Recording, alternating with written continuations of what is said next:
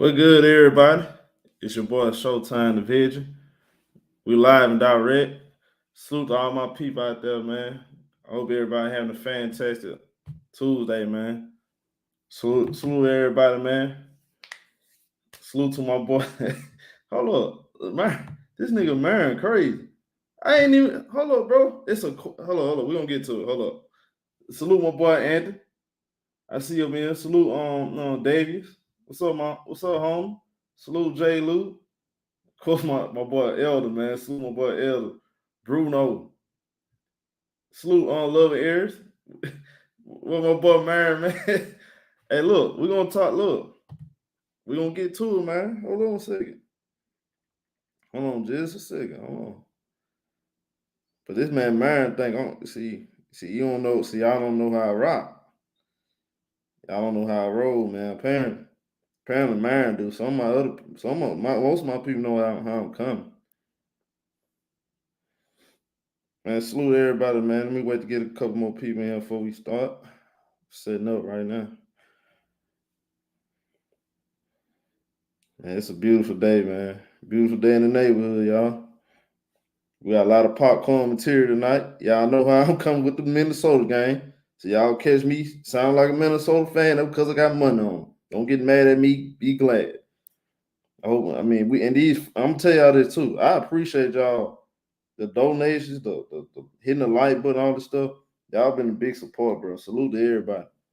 Like, y'all show mad love. I'm showing mad love back, man. You know, it's genuine with me. So, salute everybody, man. Yeah, today we had to come in here. I got to, now this is one of those videos. I am giving y'all the permission to talk about y'all boy.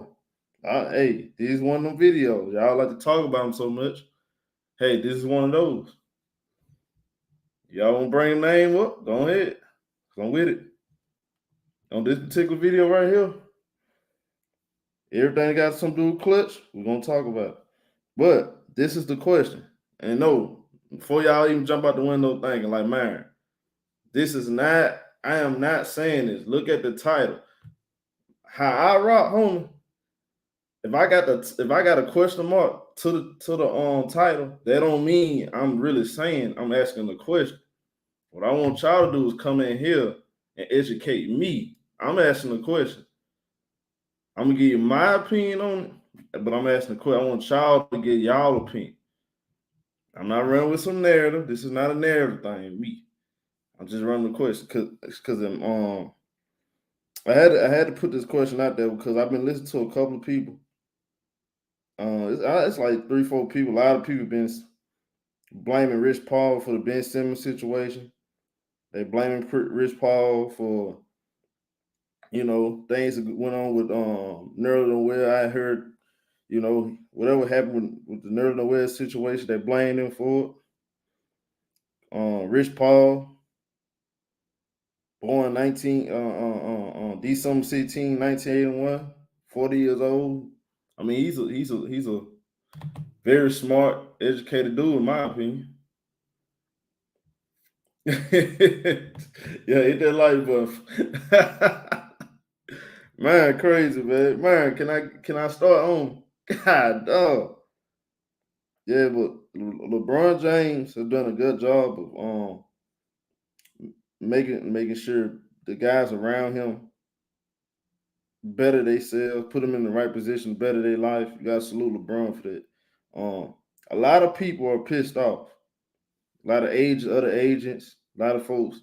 It might be some envy to this, could be some jealous envy, but some people feel like Rich Paul, they're blaming. Salute my boy Roy, man. What up, my boy Roy? A lot of people blaming Rich Paul for a lot of the drama going on in the NBA. Look at the case with the Montrezl Harrell situation with the Clippers. They were trying to do a sign and trade. Montrez make sure he get paid and get him to another situation. Rich Paul, Los Angeles Lakers jumped in that situation, reneged the whole deal, got out of it, and backdoored the Clippers and got them to the Lakers. Look at a situation like that. Nerlens Noel situation. He was supposed to get what was like $80 million, something like that. Something happened with that. Situation with the Morris twin. I heard that Marcus Morris was supposed to be a Clipper. That same offseason, they got Kawhi Leonard and Paul George. Rich Paul didn't even answer their phone calls. So some people feel like Rich Paul doing backdoor stuff, trying to help LeBron out. Me personally, y'all, it's hard for me to say that, y'all. I'm gonna be real with you. I mean, I do feel like some stuff, like with the Marcus Morris situation, yeah, that was a little weird. That was a little shady. I ain't gonna sit here and make it seem like Rich Paul is just some guy that's just trying to help LeBron out. Because like I don't see that as the case.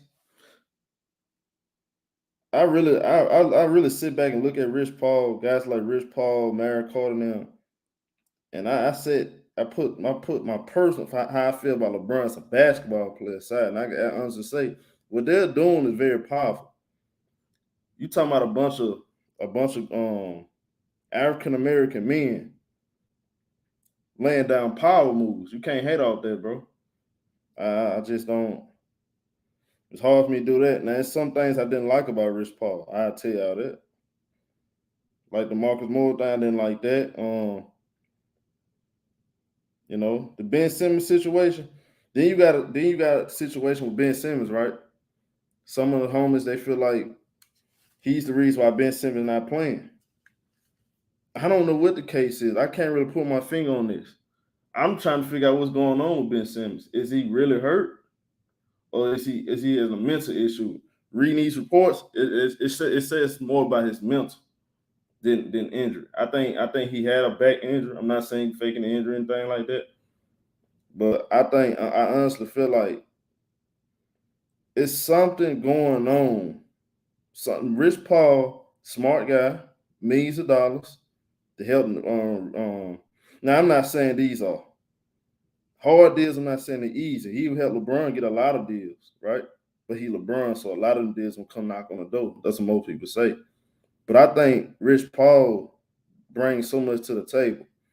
Look at his client list. A lot of guys, Rich Paul name ring bells. So we can't sit here and say, "Oh, Rich Paul just this bad guy. He's a shady guy." I don't really 100% believe that. But if you believe that, I want you to explain to me why. That's why I put the title there. This is objectivity. Everybody can have their own opinion. On any topic I talk about, I can make a topic about Michael Jordan, the GOAT. You can be like Marion, come up here and say LeBron's the GOAT. I have no problem with that. That's why I put these topics on the table. I put the questions on them, and I want you to explain to me how y'all feel about that. But I like what Klutch Sports doing, to be honest. Even when LeBron retired, right? I want y'all to think about this. So, all right, even when LeBron retires, he still has something great going on. He's just not. I don't believe Rich Paul is all LeBron and everybody else falls in line. You know what I'm saying? I think Rich Paul take care of all his guys, from Draymond Green. He helped a lot of his cats. A lot of cats are eating Klutch Sports. I'm looking at them. Hold on, let me pull up their list. Clients, because they have a lot.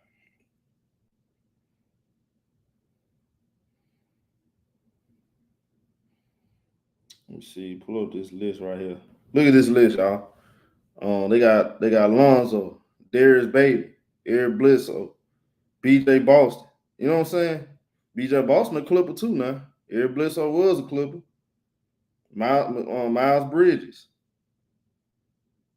KCP, Jordan Clarkson, Anthony Davis, Ant-Man. You know what I'm saying? Darius Garland, Draymond Green, Taylor Horn Tucker, Trey Lyles, Tyrese Maxey. So he got a long list. Look at Moses, Moses Moody, DeJounte Murray, of course, Ben Simmons, J.R. Smith. Like he has a lot of people that really put their trust into him. John Wall, look at the John Wall situation. To me, a lot of people gonna say, "Oh, well, John Wall is causing a lot of drama with the Rockets." It's really not really drama. It's simple. They don't want him to be there, but he's not willing to take a pay cut, which I don't blame him, because if I had them many injuries the last 2-3 years, and even though I want to play basketball, you asking me to give up $50 million?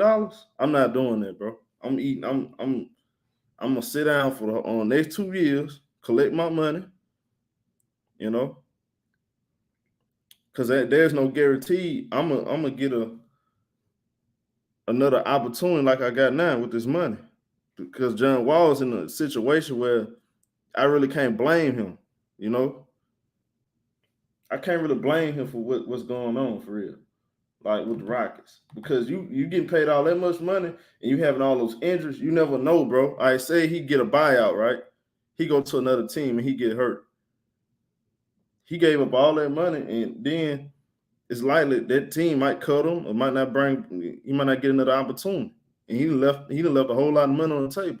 So I can see why he milking the Rockets. I have no problem with it. But again, I'm gonna drop the link because I want to see where y'all mind at on this. I feel like Rich Paul's doing nice job. There's some things I didn't like, you know, but I'm trying to get it. I'm trying to get educated. I need somebody to educate me, to be honest. I'm seeing some stuff I like, seeing some stuff I don't like. I also got Trae Young, yeah. But what do y'all think about what is he trying to do with the Ben Simmons situation? Because this is what this really all about. This Ben Simmons stuff. Now we got a situation with Ben Simmons.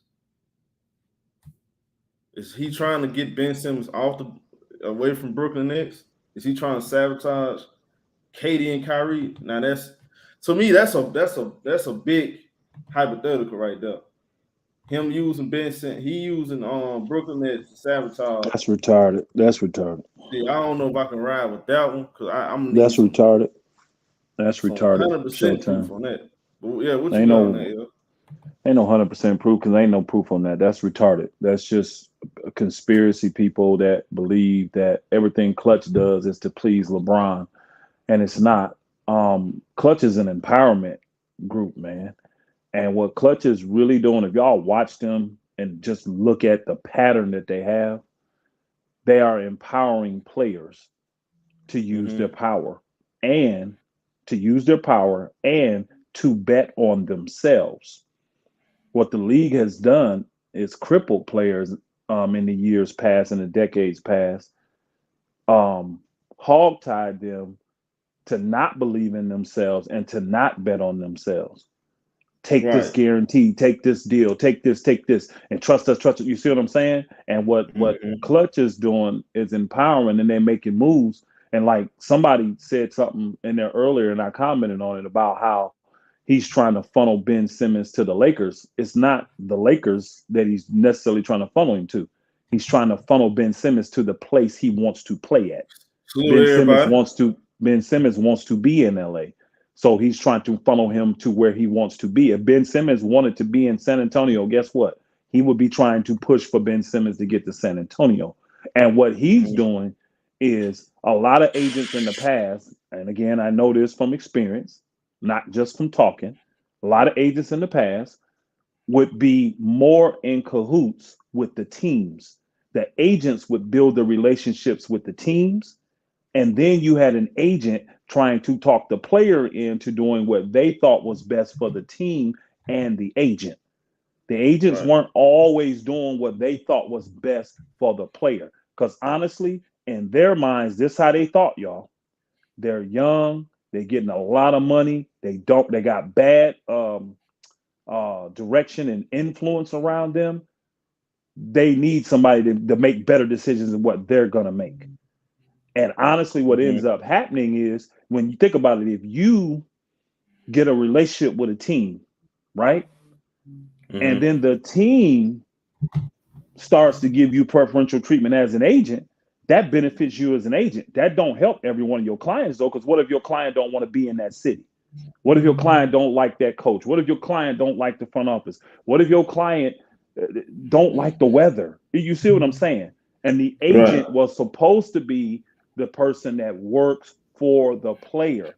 And what's happening is Klutch is actually fully working for the player. Now, all these people that like hate LeBron and all this, they want to throw it that way with these sideways things to say that, well, Klutch is trying to do all this just to appease LeBron and they're sabotaging other teams to please LeBron. That is the most ridiculous thing I ever heard of. Because in any level of business, it's all about relationships anyway. So once you start killing and hurting relationships, people aren't going to trust you. They're not going to deal with you. Now, am I saying that every single thing that Klutch has done has been good and right? No, I'm not.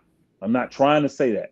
What I'm saying, what Klutch does though, and I can tell this, when they get their people there, they tell them we working for you. So whatever your desires are, if it's a way to make that happen, that's what we're going to do. And then whatever level of power that the player has, Klutch is not willing to give it up. That's is why you see the guys like Montrezl Harrell and Ben Simmons and all of them exercise their power.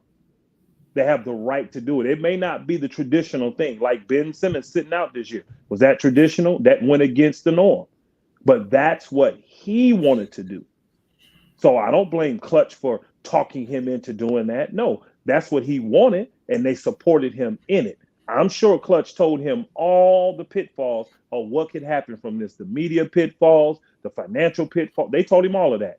And when he waited and said, no, I'm with that, I want to do this, they supported him 100%. But because a lot of things they're doing is against the old school norm, that's why they got the spotlight on. And then let's just keep it real. They have the number one player, the biggest, what do you call it? The face of the NBA, and you got the most polarizing athlete.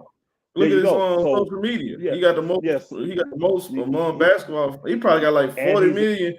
Right, more followers. And he's the biggest popular player in sports, in all of sports right now. So that's why the conspiracy theorists and all that come in. But when I really watch what Klutch does, I love it for the simple fact it empowers the players. Do players miss out sometimes? Yes. Why? They bet, like Montrez.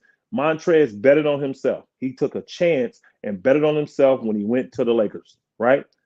He didn't know the Lakers was not going to play him. He didn't know that, but he took that chance. Now look at Montrez. What Klutch tell him is, look, you may not make the money you want to make, but you definitely ain't going to get the money you think you worth if you don't bet on yourself. Yeah, you can go take $100 million deal. That's say 4 years, 25. But if you really think you're a max player, this is the route you got to go to get that max deal. Now, here's the downfalls. If you don't go, you're going to be stuck taking this $10 million deal. Do you want to take the chance at taking the 10 or take the chance at making the 35? What do you want to do? Well, I think the chance is worth it. If I miss out, I'll take the 10. That's the type of stuff they doing. Back in the day, though, agents wouldn't do that because they'd had pressure from front offices because they wanted to keep those players. Hey, man, you got to get this guy to sign this contract. Get him to sign this contract. And they would sell the players on, bro, this is generational wealth. You got to sign this contract. You got to sign this contract. Then you sign it. And then a year later, all hell break loose. And all the promises that they gave you, all the promises that they promised you when they wanted you to sign, they don't do none of them, or they do half of them. Now you disgruntled, but you stuck and you can't go nowhere. I watched this over and over again, Showtime, over and over and over again. I watch families get divorced, bro. I watch families get broken up over situations like this, where the agents were pushing an agenda a certain way, right? And the players end up taking these bad contact from getting bad advice from their agents, not betting on themselves, not betting on their happiness. Then they stuck in a bad city. The next thing you know, 2 years later, yeah, they got that contract, which is really a contract that they underpaid because most of the time they're going to outperform that contract anyway. This is why contracts are less now. They're not 7 and 10 years anymore. They're 4 and 5 years. You see what I'm saying? Right, because they used to be 7 years. Yeah. They used to be 7 years, 17 years back then. 25 years. Yeah. Remember, Magic signed a 25-year contract, bro. Right. I'm telling you, they used to jack the players up. And I'm telling you, the reason why I like it now is everything perfect? No, I don't like the way every player moves, but I would prefer the players have the option to pick and choose. You know why? Because in the regular world, we have the option. I could be working at Xerox and loving it. Then all of a sudden it changed. Guess what? I got the option to go to Magnavox. I got the option to quit Xerox and go over to Magnavox. Now, if I signed a compete thing, I may not be able to do it for 2 years. I may not be able to do it for 4 years. But I still have the option to, even if I don't want to go to, I may want to get out of that type of industry and go work for SunTrust Bank. I got the option to leave and go do it, though. A lot of times in these situations back in the past, these guys had zero options. And when they felt trapped, they telling their families, I can't do nothing about it. I'm stuck here, blah, blah, blah, blah. And the next thing you know, you're seeing families break up. You're seeing the children being taken from their, man, I'm telling you, it was horrible. It was horrible what a lot of them cats had to go through. Now, people say, oh, forget that mess. They millionaires, bro. Money, you're going to find out anybody that has a little bit of money, it don't buy you no happiness. It just doesn't. It doesn't buy you happiness. Can it fix a lot of your issues and your problems? Yeah, it can solve some stuff, but it can't buy you happiness. And see, I like what Klutch do because they push these dudes, go where you going to be.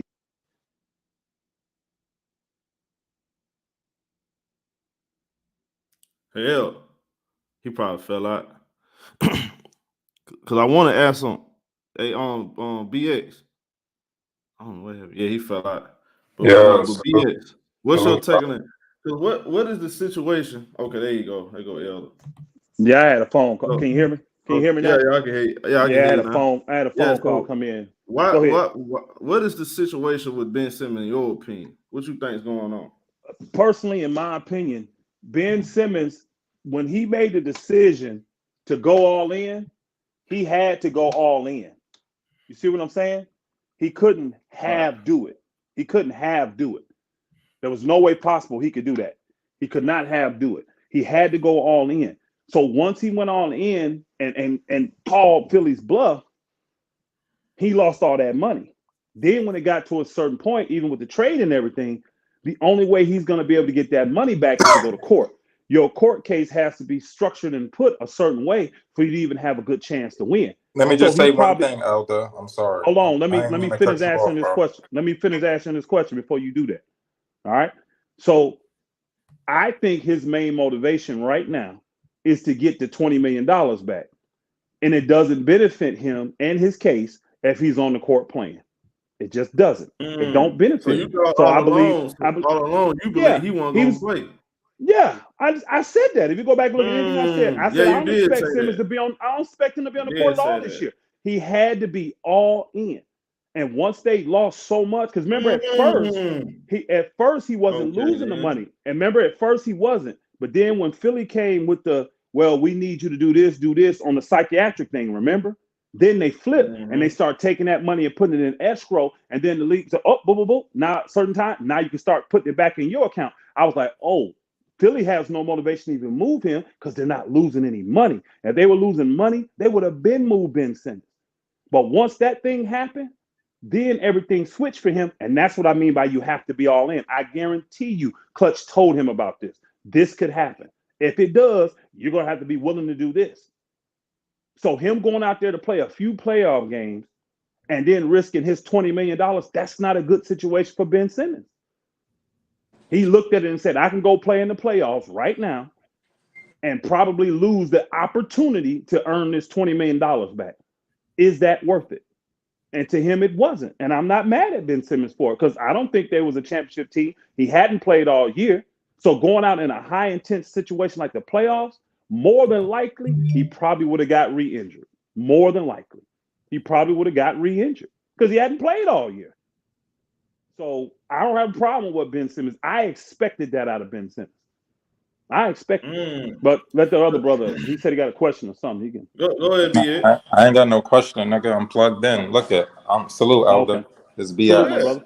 But salute, look at remember 2-3 months ago show I told you Kyrie was gonna come. They was lifting a mandate. I had one source with that. Somebody that's in the mayoral office. I'm gonna tell y'all right now without saying it.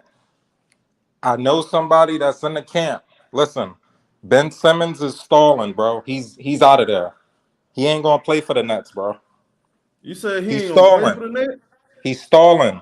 Listen, the reason why they brought up. Look at, let me break this down. The reason why they brought in that is a reason why they mentioned not only physically he couldn't play for Game 4, but they threw that mental part in there.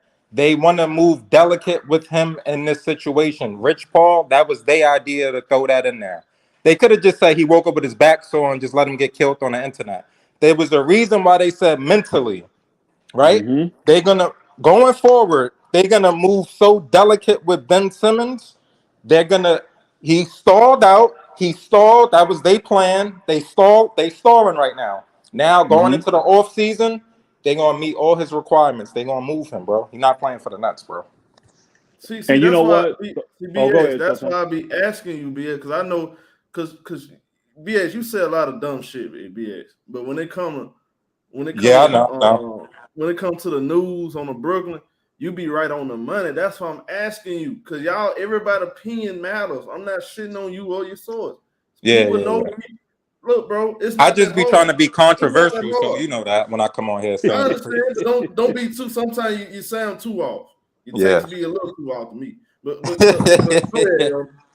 Hey, BX, the reason why that also makes sense, what you said coincides with what I said earlier about the desires of Klutch as an organization. They want players betting on themselves, and they desire to take care of the player. Everybody knows from day one, I back to LSU. Where does Ben Simmons want to be?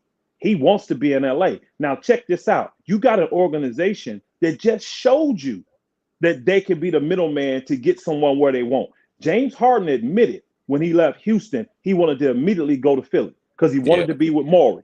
But he couldn't get there directly because what's the name them wasn't going to deal with Morey. So he went to Brooklyn just to get to Philly. Now he's where he wants to be. The same thing with Ben Simmons. Okay, I'm in this situation. I gotta have to use Brooklyn. Brooklyn just the middleman right now. Brooklyn just the middleman right now. It makes sense. That type of situation, if they're trying to do that, that makes 100% sense to me. People got to think about it, bro. Brooklyn is not that far away from Philly, bro. If he gonna play in Brooklyn, he might as well stay in Philly. That don't make sense. He not staying his career in Brooklyn. He done. So listen, like I said, I just got this information last night. Hey, BX, that makes sense to me. BX, I'm gonna tell you why you've been on. I can believe that if it comes true. I'm gonna tell you why Ben he's kind of he's on point to me because listen, I read everything very, very, very. I like reading in between the lines and making sure I read it properly. They said Rich Paul, Sean Marks, and ownership met about mental, physical, and how the direction they're going with the team. Yeah. If he was all in with this team, why is they meeting about the direction? Right. And I there shouldn't be a question. I said, is he going to be with this team or not? That's what I'm sitting there thinking to myself. So that's why I came in here with this question. That clip where Ben Simmons was talking, that clip where Ben Simmons was talking, show, remember we was talking about that and he used them keywords? They brought me over here to help the Brooklyn Nets. I plan to. That was written out by the team, man. You see how he worded that statement, bro? In an interview, in a live interview? You see how he talking like he talking in third person. Like, that nigga ain't he not playing his career with he not ending his career off with Brooklyn, man. That's out the question. He will be traded in the off season or by the trade deadline, the latest. That's crazy. I could see that though. I could see that. I could literally see that. And I could see them trying to do in the summer a 3-team trade. It's a lot easier to do them 3- and 4-team trades in the summer. That is going to be a big trade. What happens now is Brooklyn has to say, okay, who is the guy that we can identify that we actually will be happy getting back that fits this system that we think gives us a chance to win a championship, like we thought James Harden, like we thought Ben Simmons could. So once they identify that person, it comes out. Now you can look to 3-team trades because they're going to try to funnel that guy there, but get Ben to where he wants to go and then get the Lakers, or because I think Ben wants the Lakers, but I think he's happy just being in California. You see what I'm saying? I think Sacramento. I think he'll be with the Sacramento. Kings could be a team. The Lakers, and you know it's not going to happen. I wouldn't be surprised if he ended up on the Clippers, bro. But Golden State could work too. Golden State got the assets to make something like that work. They got the monies and the assets to make it work. So if he just saying, "Hey, I prefer the Lakers, but I'll go anywhere in California," because you can't just say one option. Yeah, that the team it's too many variables. That's why they always say on a trade, give me 3 teams, give me 3 teams. You know, if those 3 work, we're gonna get one of them to work. But you can't just say one because that team could say, well, since he won't me, nope, we need this from you and try to hog tie you. You see what I'm saying? Yep. So you can't just cut their leverage. But if he's saying, because when I've been hearing from him, he wants to be in the state of California. So if he'll take anything there, so now what they're doing is canvassing the state of California and saying, what player in California do we want? Or what player in the league do we want that is a player in California we can give up to get him and get 3 or 4 teams involved. So Golden it's State crazy. Golden State got a trick up their sleeve for everybody. Y'all wait on that. Old boy is a big one because of his salary. What's his name? Wiggins and the young Wiggins. dude. Because so I think they're finna give up on old boy already. They'll give up Wiggins. They'll give not Wiggins. I'm talking about the one young Jordan dude, the big dude. No, the big dude. James Wiseman. Wiseman. Wiseman. I think they'll give up Wiseman for the right player. Oh yeah, they'll not give giving him up for anybody. But like, say Ben Simmons say he coming there. Of course. I think they may give Wiseman up and say we'll do Wiseman and old boy, and you give us Ben Simmons and a pick or something. You know what I'm saying? They're gonna try to figure it out. So and they may not be able to do direct. They may have to get a third team ball because they may be like, I don't want Wiseman, you know. But Brooklyn, if I'm Brooklyn, you think about that deal though. Think about that. I know people don't want to listen, but Brooklyn struggles defensively, big time. They struggle. Well, Wiseman ain't the answer, Elder. I'll tell you that. Hold on. I'm not saying he is, but here's the key. Wiggins is a very good third, fourth cog. Very good. I mean, he been a third cog putting up 20 in this league his whole career. I don't like his motor. Shoot, I ain't got a problem with his motor. And here's the key. Wiggins plays great defense too. He does. So now you got a 6'8" wing who can guard the people that KD don't need to guard no more to free him up offensively. And you getting a big man that can run and shoot. And he young with a bunch of talent. Don't forget he was the number 1 pick. So I ain't mad at that. Future. You got future. Plus, you got a guy that actually fits your system better than bringing in a superstar that has to compromise his game. Wiggins don't have to compromise nothing. They might as well throw Draymond in there too. Well, Draymond, y'all don't understand how Draymond. He's the transmission. He's really the engine. No, I know he's how the important. Engine he's the engine of Golden State. Draymond not going nowhere. But I think they'll move on if they don't make it to the finals. Ben can fit in with them though. Ben can fit in with them. I believe Ben can fit in with them. If they don't make it to the finals this year, I think they'll move off Draymond now. I wouldn't be shocked. I don't think so. Nope. I don't think so at all. I don't think so on that. If they get Simmons, I'm saying. If they get Simmons. If they get Simmons. Yeah, Simmons is a different. Only way you're moving off Draymond is if Draymond says he wants to go. Honestly, if he says he wants to go, or it's some internal beef we don't know about, where you got, and it can't be Clay. It would have to be Steph. If Steph is demanding it internally, then you're going to do it. But I don't see that. They cool. They tight. They understand how much better Draymond makes them. They do. All those guys understand how much better they are when Draymond's on the floor. They do not want to get rid of Draymond. The players don't. The organization don't. They don't. They don't want to get rid of Draymond. He cost them a championship too. Remember that. He won them 3. Don't forget that. Nah, KD won them too. Nigga, what you mean? He won them 3. I'm telling you what they do. He talking about when they look at it, they were champs before he got there. And he's that most elite. We know why. We know why. KD got there. Yeah, KD. It doesn't matter. KD didn't make them. They might go back this year before he got there. We know why. We can't. Show. We can't say that. Show. It's only the first round. I'm picking them to go back to the finals. That's just BX trying to be controversial. So I know. That's what. See, that's my nature. Just trying to be controversial. I can't help. He's just trying to be controversial. Yeah. He's trying to be controversial. Elder. So what's going on? Is it true that Klutch Sports and LeBron they're not signing an extension with the Lakers? So what is that? I don't personally know that yet because from everything I see. And from what I understand, it doesn't make sense for LeBron to want to leave right now.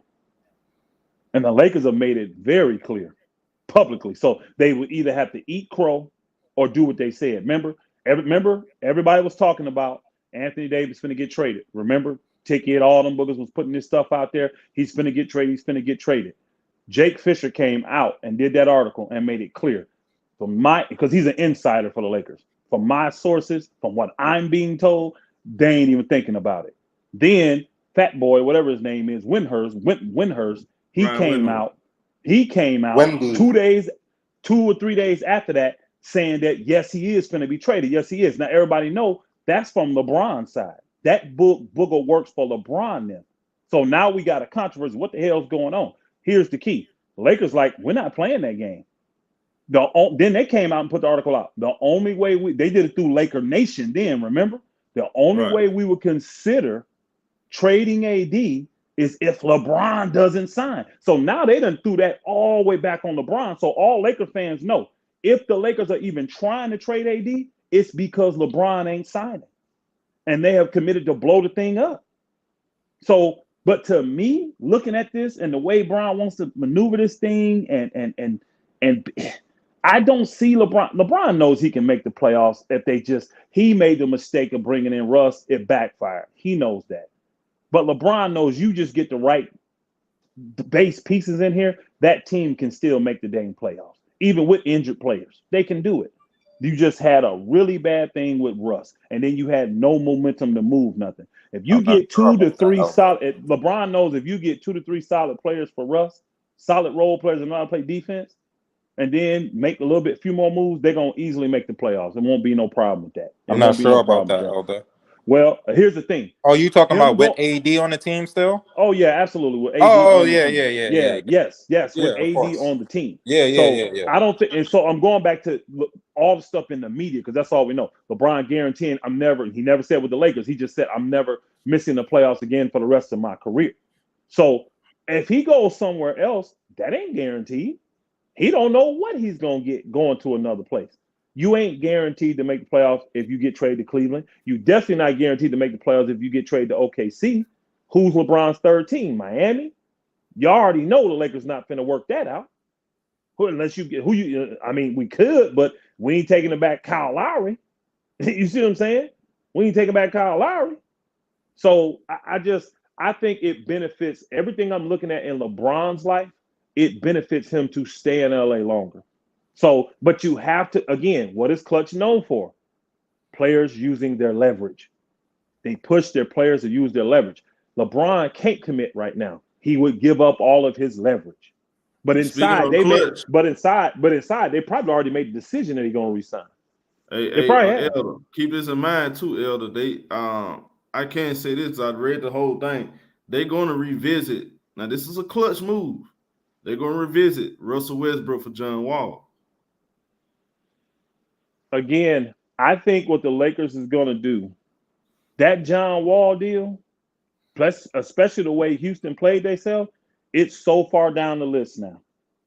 I don't think we're going to have to worry about getting to Houston. I really don't. Because when you think about it, the 2 deals that we already know about that the Lakers can do right now, if they want to, they don't have to wait. They can do both those deals today, are already better than the John Wall deal. So why would we even get to Houston? And we haven't heard from the disgruntled Brooklyn Nets. We haven't heard from the disgruntled Philadelphia 76ers. These are teams that's going to bow out early. We haven't heard from the Utah Jazz. We haven't heard from, y'all getting what I'm saying now. All these teams finna make major moves because they got way too much money invested to stay mediocre. They have to make moves. That means when they make moves, other teams have to assist them in making moves. This is how you get to 3 and 14 deals, y'all. So the Lakers already know. I told y'all it's at least 5. Before the season, it's at least 5 or 6 teams. Now I'm telling you, it may be as many as 8 teams try to get Russell Westbrook's contract. I'm gonna tell you what people are gonna do. They want Westbrook first and foremost. Why? Because he's the player that stays on the damn court. They don't really care about the play. They don't care about the play, y'all. He's more valuable than Wall because he's guaranteed to be on the court. He's an Iron Man. Russell Westbrook has played 80-plus games, like 80% of his career. He ain't never been hurt. He played all the games last year. You see what I'm saying? So teams want that because that helps them just in case I need him on the court. At least I got a body to throw out there. John Wall, I don't want a booger to play 5 games, get hurt, and now I got this wrapped up in this booger hurt, and now I can't move him. Because other teams thinking just because they take Westbrook don't mean they may not move him. They may take him and move him by midseason. They want the options to do that stuff. More options, the better they got it. So Westbrook is a very viable option now. Very viable because he's an Iron Man. He's still an all-star. He's still a name that can sell. And you put him in the right system, he actually will play decent. I'm gonna tell you right now, if you put Westbrook with Charlotte, I bet they make the playoffs next year. I bet money that Charlotte Hornets would make the playoffs next year. And I'm not talking about the play-in. I'm talking about they would be in the top 6 seed in the East if you put Westbrook on that team. I heard, look, hey, El, let me ask you a question, because I heard a couple people say, and I don't know how true this is. I can't go out. I need, like I said, I need 3 proofs of resident. I heard somebody said Charlotte not happy with Melo. They'll trade Melo for Russell Westbrook. I don't see that at all. That's not true. That's not true. You ain't gonna tell me. I have not heard nothing of the sort. They're not happy with Melo. What Charlotte wants to do, their number one goal, 2 goals. They need cap. They want cap space relief because they got 2 stars that they want to try to 2 young budding stars that they would like to put a nice veteran star with.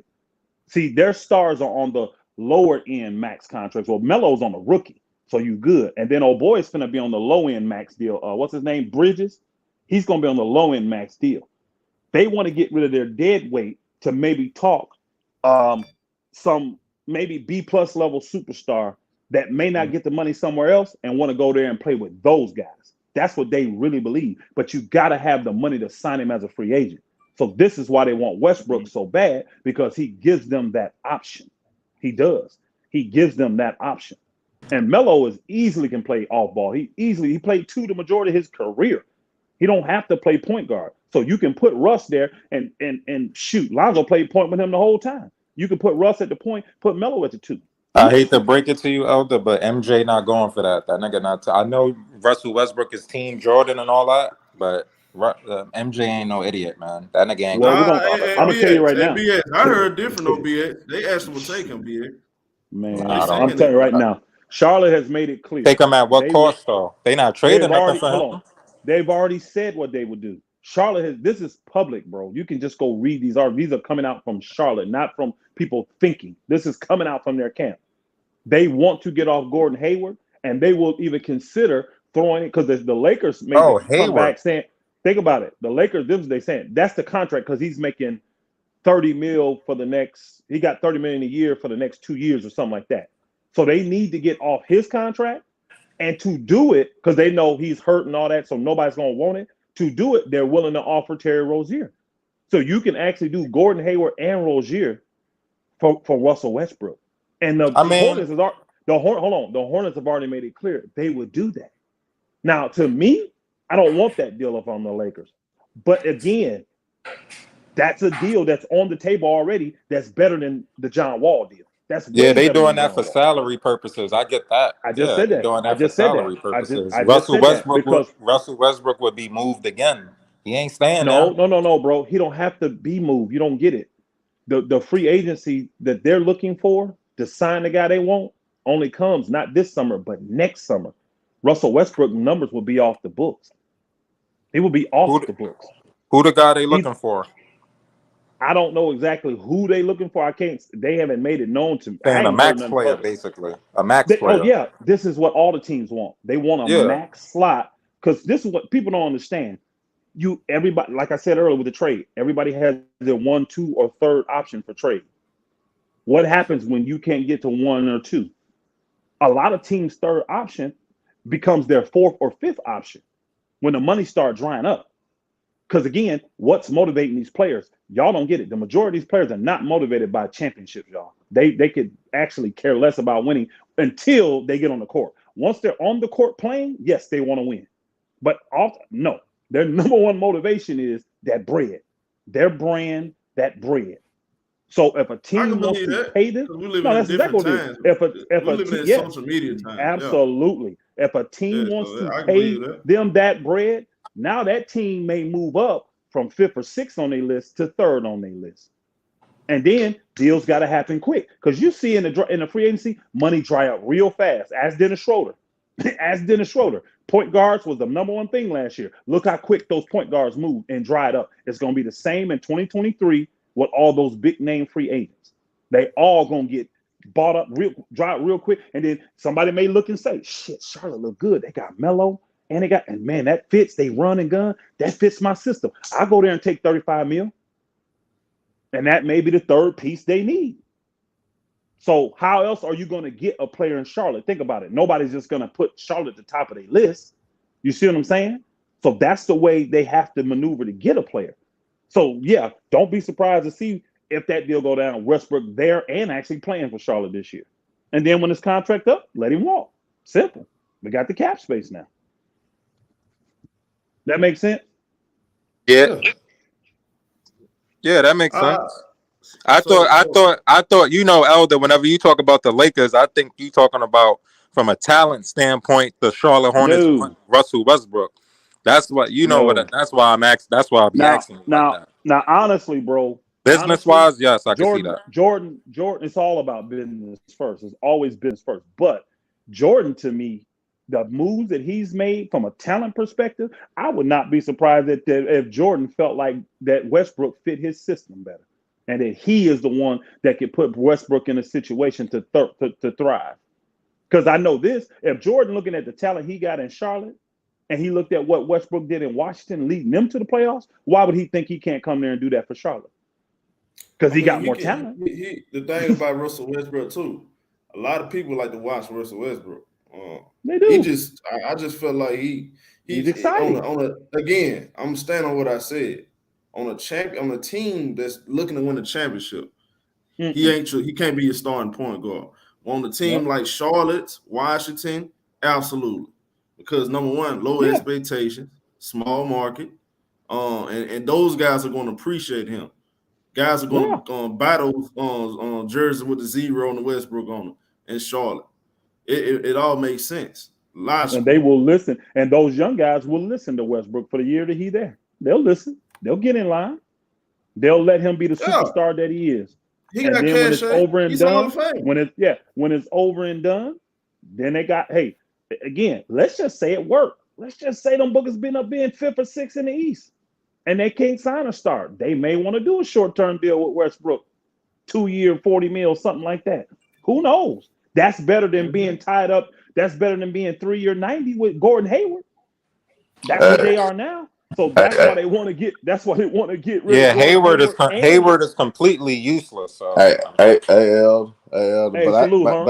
Salute Showtime. Salute BX. Hey, but I think the NBA is so sick of club sports. I think they just don't want to help. Anything dealing with LeBron and Klutch, I don't think they want to assist them and help them.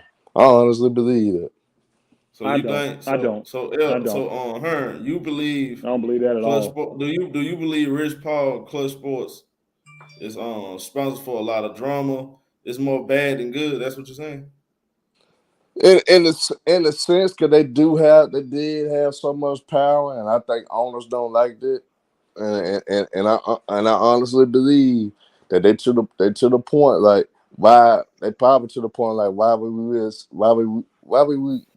assist them and help them out with anything right now. Look at what Ben Simmons doing right now. Basically got free money this whole season. But that's not guaranteed. That's not guaranteed yet.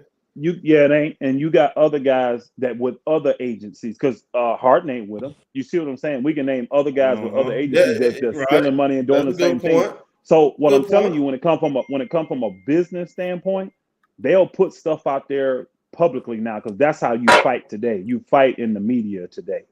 But I know why you hope. In the end, what happens is this: when they all sit down at the table, guess what they do? They get them green pens out, bro.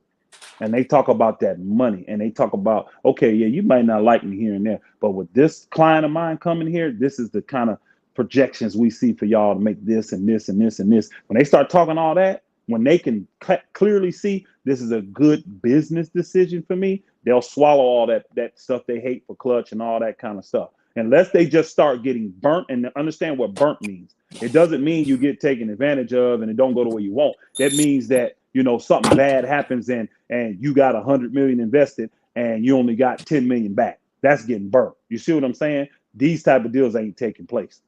They're not taking place. But I kind of see why you talking about the Charlotte thing though, because Jordan do got love for Russ. So much love. Nobody got love for Russ like Jordan. Shit, he loves him. Yeah, that's what I'm saying. Jordan do Russ though. So Jordan could possibly put feelings in the way. and just say, man, I'm gonna do my boy a favor. I'll get him over here with me here. We've been borderline playoff team for the last 2 years anyway. We need to do something to get over the hump. He can easily justify that move though by the facts of what has happened. But hey, everywhere that Russ has been and they gave the show to Russ, Russ has led that team to the playoffs. The Lakers didn't give it to him. The Lakers didn't give it to him, so he didn't lead them. But here's the whole catch with the Charlotte thing though. You don't want to be put in a position though that you do hold the Melo back though, because that's a Melo team. I'm gonna tell you right now, I don't see it holding a Melo back. I don't see it holding a Melo back. I don't, because see that thing. Think about what Russ pushed against Vogel on at the beginning of the season. Hey, I'm the point guard. Give me the ball. Let me bring it up. Do you see him doing that with Jordan? I don't. They got too much mutual respect. And when he see Melo, he gonna be like, oh, he a pure point. See, who in LA was a better point guard than Russell Westbrook? Nobody. So that's why he's like, oh hell no, that ball needs to be in my hand. But when he sees Melo, he ain't gonna have a problem with that. Gonna be like, hey, this is a young dog like me. He coming like I'm coming. He need the ball too. And they play the way Russ wants to play. Russ wanted the ball in his hands. Why?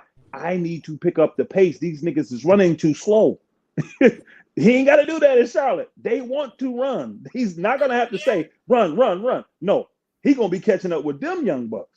So Charlotte, I'm telling you, Charlotte's actually a good fit. Now, the problem is for Charlotte, is that the best deal for the Lakers? Because I don't necessarily think it's going to be the best deal for the Lakers is what I don't think. I don't think it's going to be the best deal for the Lakers. I don't even think it's going to be the top 2 or 3 deals we have on the table.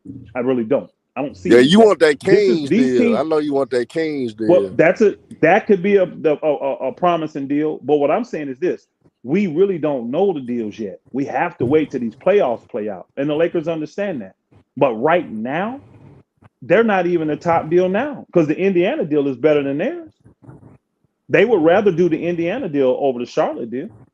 They would already. Yeah. So, and Charlotte knows that. So Charlotte gonna probably, if they really want it, they're gonna probably have to sweeten the pot to a point and overpay. Now you got teams out there already saying that they're willing to overpay to get certain players and do all this kind of stuff. Bro, we don't know. I'm telling you, this offseason gonna be crazy because a lot of teams invested a lot and they're not getting nothing back in return. They not. And their money ain't long as it used to be because COVID took a lot of money from these dudes. A lot of money from the One thing I will say is that ain't nobody overpaying for Russell Westbrook after this year's performance. I know that. No, I don't think they will overpay for him. No. Hey, Roy said a couple of homies are Roy said it's Elder saying Russ will be able to play off the ball. No, Melo would be the one playing off the ball. Melo's used to playing off the ball. You put the ball in Russ's hand, just let him do what Russ do. But Melo clearly can play off the ball, easily play. Think about it. He's in the backcourt with Terry Rozier now. When Terry Rozier get a rebound, y'all think he passing the ball to Melo? Hell no. Bro, them guys just get it and run. Whoever get it, Bridges, him, it doesn't matter. They just run. But that's what they do. But I do know Jordan love Russ enough to the point where that he'll do a favor for Russ, if anything. I'm going to tell you the truth. Yes, I agree with that 100%, Herm, but I don't even look at this as an actual favor. It actually works for everyone in that situation if the Lakers decide they want to take that except for the Lakers. Well, don't work. Yeah, there you go, because the Lakers don't want Gordon Hayward. That's the problem. They actually like Terry Rozier, which I don't know why. I don't like Terry Rozier, but they like Terry Rozier. I would rather have P.J. Washington. I would rather have Plumlee, because Plumlee is the center that could go in there and get starter minutes, play anywhere from 20 to 25 minutes a game and bang with the people so AD don't have to. I love that. Plumlee's. I'm a little biased with the Plumlees, y'all. They play for my AAU team, so I know what them brothers can do. Hey, but they go do all the small things and they absolutely can hustle. And you don't have to work. And they hustle. They're not going to hurt you offensively, and you don't have to give them no shots. They'll get it on hustle. They'll get it on offensive rebounds. They're going to do the dirty work. I would love to have Plumlee as the center for the Lakers next to AD. That's exactly what they need. A lot of the homies like Roy Wills and a lot of people feel like my boy Chris Rob, he feel like Melo needs the ball. Now the Melo like to score though, so you got a guy that like to spot up the shoot. He like to spot up and shoot. Y'all have to see their offense, y'all. Y'all have to watch the Hornets. They just run, y'all. He will get the ball. With Russ being there, it's no different than having Terry Rozier there, y'all. I'm telling you. Go look at the amount of shots Russ took and go look at the amount of shots Terry Rozier took. It ain't going to be no difference, y'all. Shit, Terry Rozier take more shots than Russ. I know this. I already know. That's what I'm trying to tell folks. Y'all think it's going to be this big, jacked up, messed up thing for old boy. It's not. It ain't going to be much different for Melo. And actually, Russ understands the game a little bit better. It may get easier for Melo. Because Rozier, he's good, but he can't get to the rack like Russ do. Yeah, Rozier, People still can't stop Russ from getting to the rack, y'all. They can't. Even at his age, they can't stop him from getting to the rack. They just can't. Elder, so he stopped himself from getting to the rack, though. So well, he missed layups. That's not really saying he misses layups. But that's what he did with the Lakers. True. I'm just saying. Russ looked a lot better the second half of the year for Houston. He looked a lot better the second half of the year for Wizards. The Lakers was just a train wreck. Let's just keep it real, y'all. We was a shit show. It was a train wreck. It was bad for everyone, not just Russ. I don't expect Russ to play that bad if he goes to a system that's actually set up for his skill set. I don't expect him to play that bad. I think a lot of shit gonna be determined off. Yeah, I think a lot of things gonna be determined off this Utah-Dallas series. Utah get their ass kicked this first round. They are. Utah done. They toast. They gonna break up the whole team and show. I'm gonna tell you this, show. Y'all need to get Mike Conley once they break that damn team up. That would be the point guard that would fit for y'all. That would hurt me so bad. Hey, Elder. Don't say that shit, huh? Some dude named Brian Bullock. So salute to Brian Bullock. He said, "Stop bringing up ages in the past." Was David Falk and them tell them all ages before they sign their big name players? Yes, Rich Paul would not be an agent if it wasn't for LeBron. That's a fact. Okay, what's his point? Anybody understand his point? He trying to basically say that you got to put some onus on Clutch Sports. I guess he feel like he ain't talking to me then, because he ain't talking to me because I put a lot of onus on Clutch Sports. I gave him credit. I gave him big credit. I like what Clutch Sports doing. So, and David Falk, great agent. He was a great agent, but believe you me, he wasn't the easiest to deal with. He definitely wasn't. He hog-tied a lot of people. But he had a lot of teams in his pocket, and a lot of teams fed him because he fed them the players that they wanted. You see what I'm saying? It's just changed, bro. I was doing this in the early 2000s, right? I was doing this in the early 2000s. It's just changed in the late 90s, early 2000s. It's just changed. It really has. That's the best way I can put it. It's just totally changed. The climate is totally different. And I like what Klutch is doing, because what they're doing is they're trying to hold on to the player empowerment. They are. I don't think in my era you didn't have agents pushing for player empowerment. That's just a fact. They didn't push for that. Do you see a possibility that the owners try to make a major play this summer to try to get some type of power back and do like a holdout on their own? Because they can do what the hell they want because they own. The CBA thing is not, that holdout option ain't until 2023, if I ain't mistaken. It's not this summer. I don't think they had that option until next summer. I think I got to go look at that. But yeah, I don't think they had an option to do it this summer. I don't think we'll. Do you think the owners gonna set the tone though? Yeah. I don't think we'll ever go back to the ownership controlling everything. I don't think so. I think what they're gonna do is they're gonna have a stipulation where they're gonna stop situations like what Ben Simmons doing.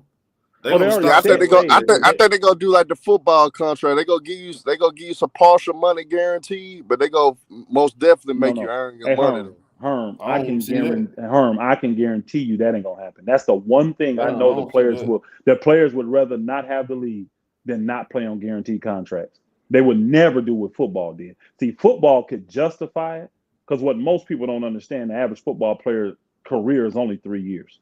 The average. See, you get to see the superstars. The average player only played 3 years, and they got a lot more guys to deal with. Think about it. A football team has 3 times as many players as an NBA team has. You see what I'm saying? So you're talking a lot more money. So that's what they can justify. The NBA will never get there. They'll never think about it, Elder. Think about how much money Orlando Magic was out of in that Grant Hill situation. Again, that's pennies compared to what the NFL was losing. Pennies. Literally. It's literally pennies. Because the NFL is so high above what's the name. They can get away with it just because they can justify it with their numbers showing all the guys getting injuries, all the guys they got to pay for, all this stuff. They could easily justify it. And that's why they were able to go to it. The NBA can't do that. And the players would never agree to it. They'd be dumb to. The players would never agree to it. They would never agree to non-guaranteed contracts. They wouldn't. I mean, you have them. No. Now. I ain't You saying have they them going now, but I ain't saying they gonna go to non-guaranteed contract, but I'm saying that it's not. I think the owners gonna try to knock down the 100% guaranteed contracts to the point where they gonna say, "Hey, you got to do something to get this full money. We not gonna give you all this money." They can do that now, but you're not touching the damn court. Not to a first round player though. A first round player, his money gonna be fully guaranteed. Now, the percentages that they get to negotiate above what's considered, a full or a max or what all that is, that percentage that can always be negotiated, and that's where your incentives and all that stuff kind of kick in there. But as for that base salary, that shit gonna be guaranteed, bro. I guarantee it. They're gonna guarantee that. And if the owners try to pitch anything other than that, the players is gonna balk and they're gonna be out for a while. And see, this is what the owners hope. The owners hope that they can because they billionaires. They believe they can outlast the players. They believe the players will crack before they will crack. And this is what Klutch is trying to get players to understand. You save your bread. You put your bread back so that when these people do come and try to put you in an uncompromising situation, you can live the rest of your life and be fine. Shut the league down, go start your own league. You see what I'm saying? Because once they totally lock you out, then you're free to go do what you want to do, play where you want to play. All contracts, avoid all that. Get them to that point.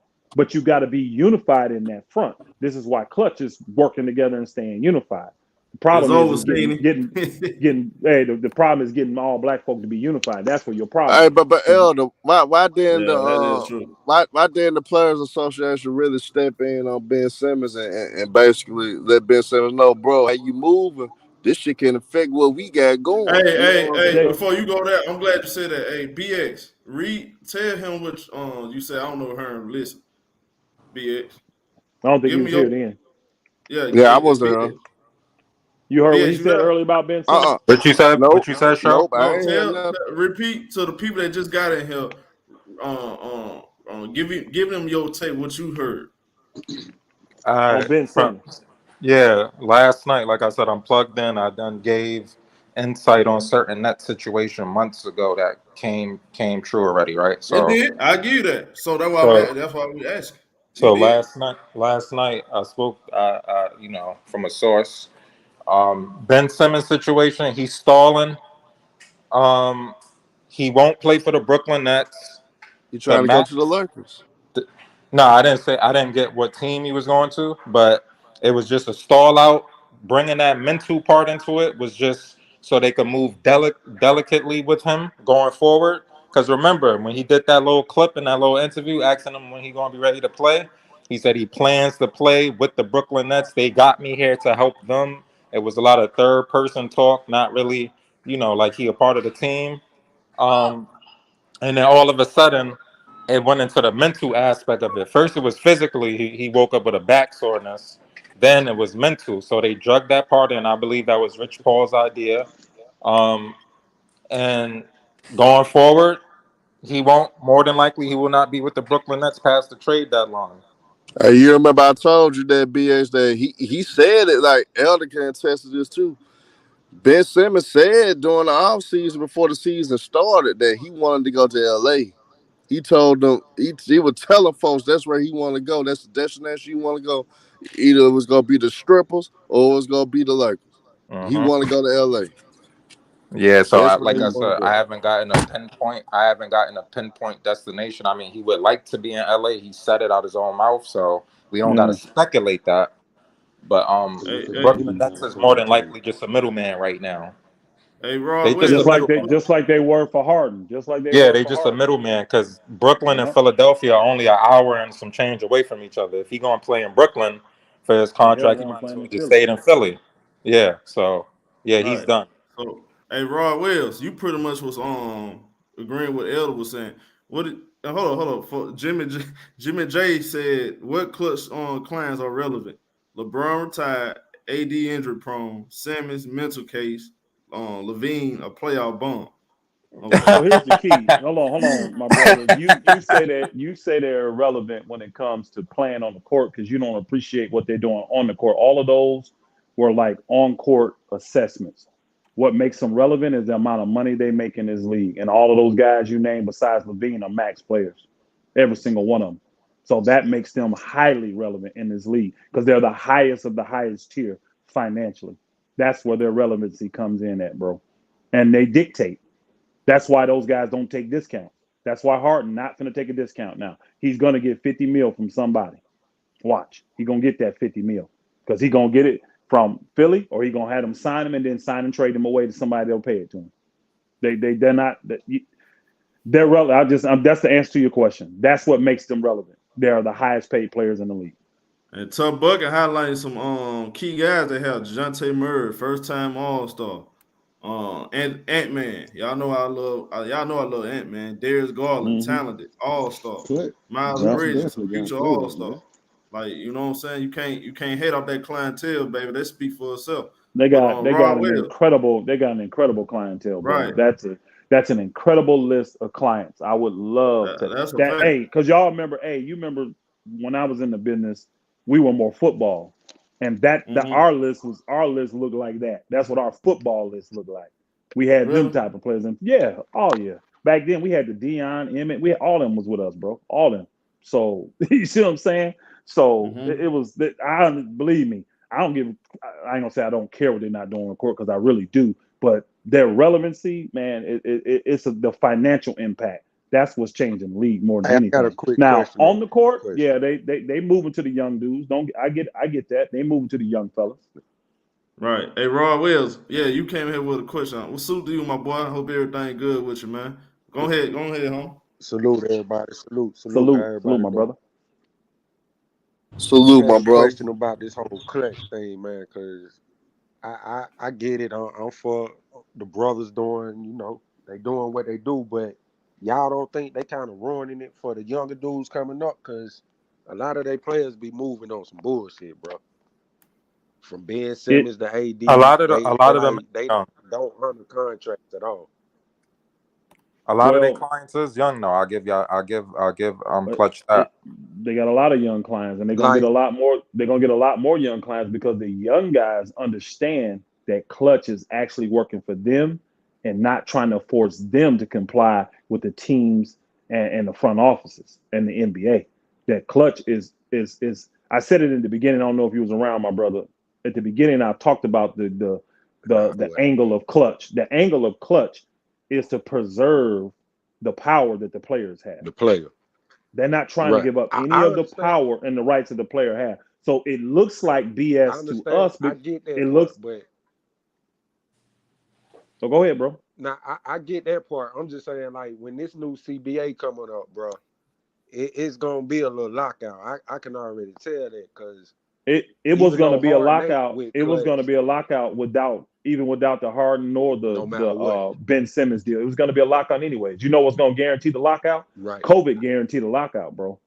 The type of money that they lost from COVID, it guaranteed a lock. Yeah, it guaranteed a lockout. So I'm not saying these things ain't helping. They're not helping. Don't get me wrong. The Ben Simmons deal and all, it ain't helping. But it was already gonna happen. And what they're doing is they're forcing the teams to take care of the players, and they're trying to. And what Klutch does is they empower players to use the authority that they have, the influence that they have on the team, and then they also tell them to bet on themselves. Don't just take just because the deal looks good. Like with Montrez, that's a great example. That deal looked great. The 4-year, $100 million deal. Okay, Montrez, you can take that. You've been telling me you're a max player, though. You are the sixth man of the year. You're this, you're this. You think you're a max player. This is what we think is going to take for you to become a max player. You're going to have to bet on yourself, go play at another place, because going to Charlotte, you're just going to be lost, and that's probably going to be the last good contract you get because you're not going to be nothing because they're not going to have any money to bring anybody in. And You don't want to be in Charlotte. So you have the option to bet on yourself. Montrez betted on himself, right? Yeah, we don't It's want amazing. Montrez anyway, He still ended up in Charlotte, but he betted on himself, and he didn't know that he was going to gamble and lose. There are other players that have betted on themselves and won and got what they wanted. But that's what Klutch does. They encourage guys to bet on themselves, which I'm telling you, in my era when we were agents, not a lot of agents pushed their clients that way. If their client was hard, like, look, I'm doing it. All right, bro, I believe in you. Let's do it. But it actually would give the agent a bad look from the team. Believe it or not, the team would start to look crazy at the agent if the player said, I'm betting on myself. Because they looking at the agent like, it's your job to talk sense into him. Tell him this is $100 million deal. He needs to sign it.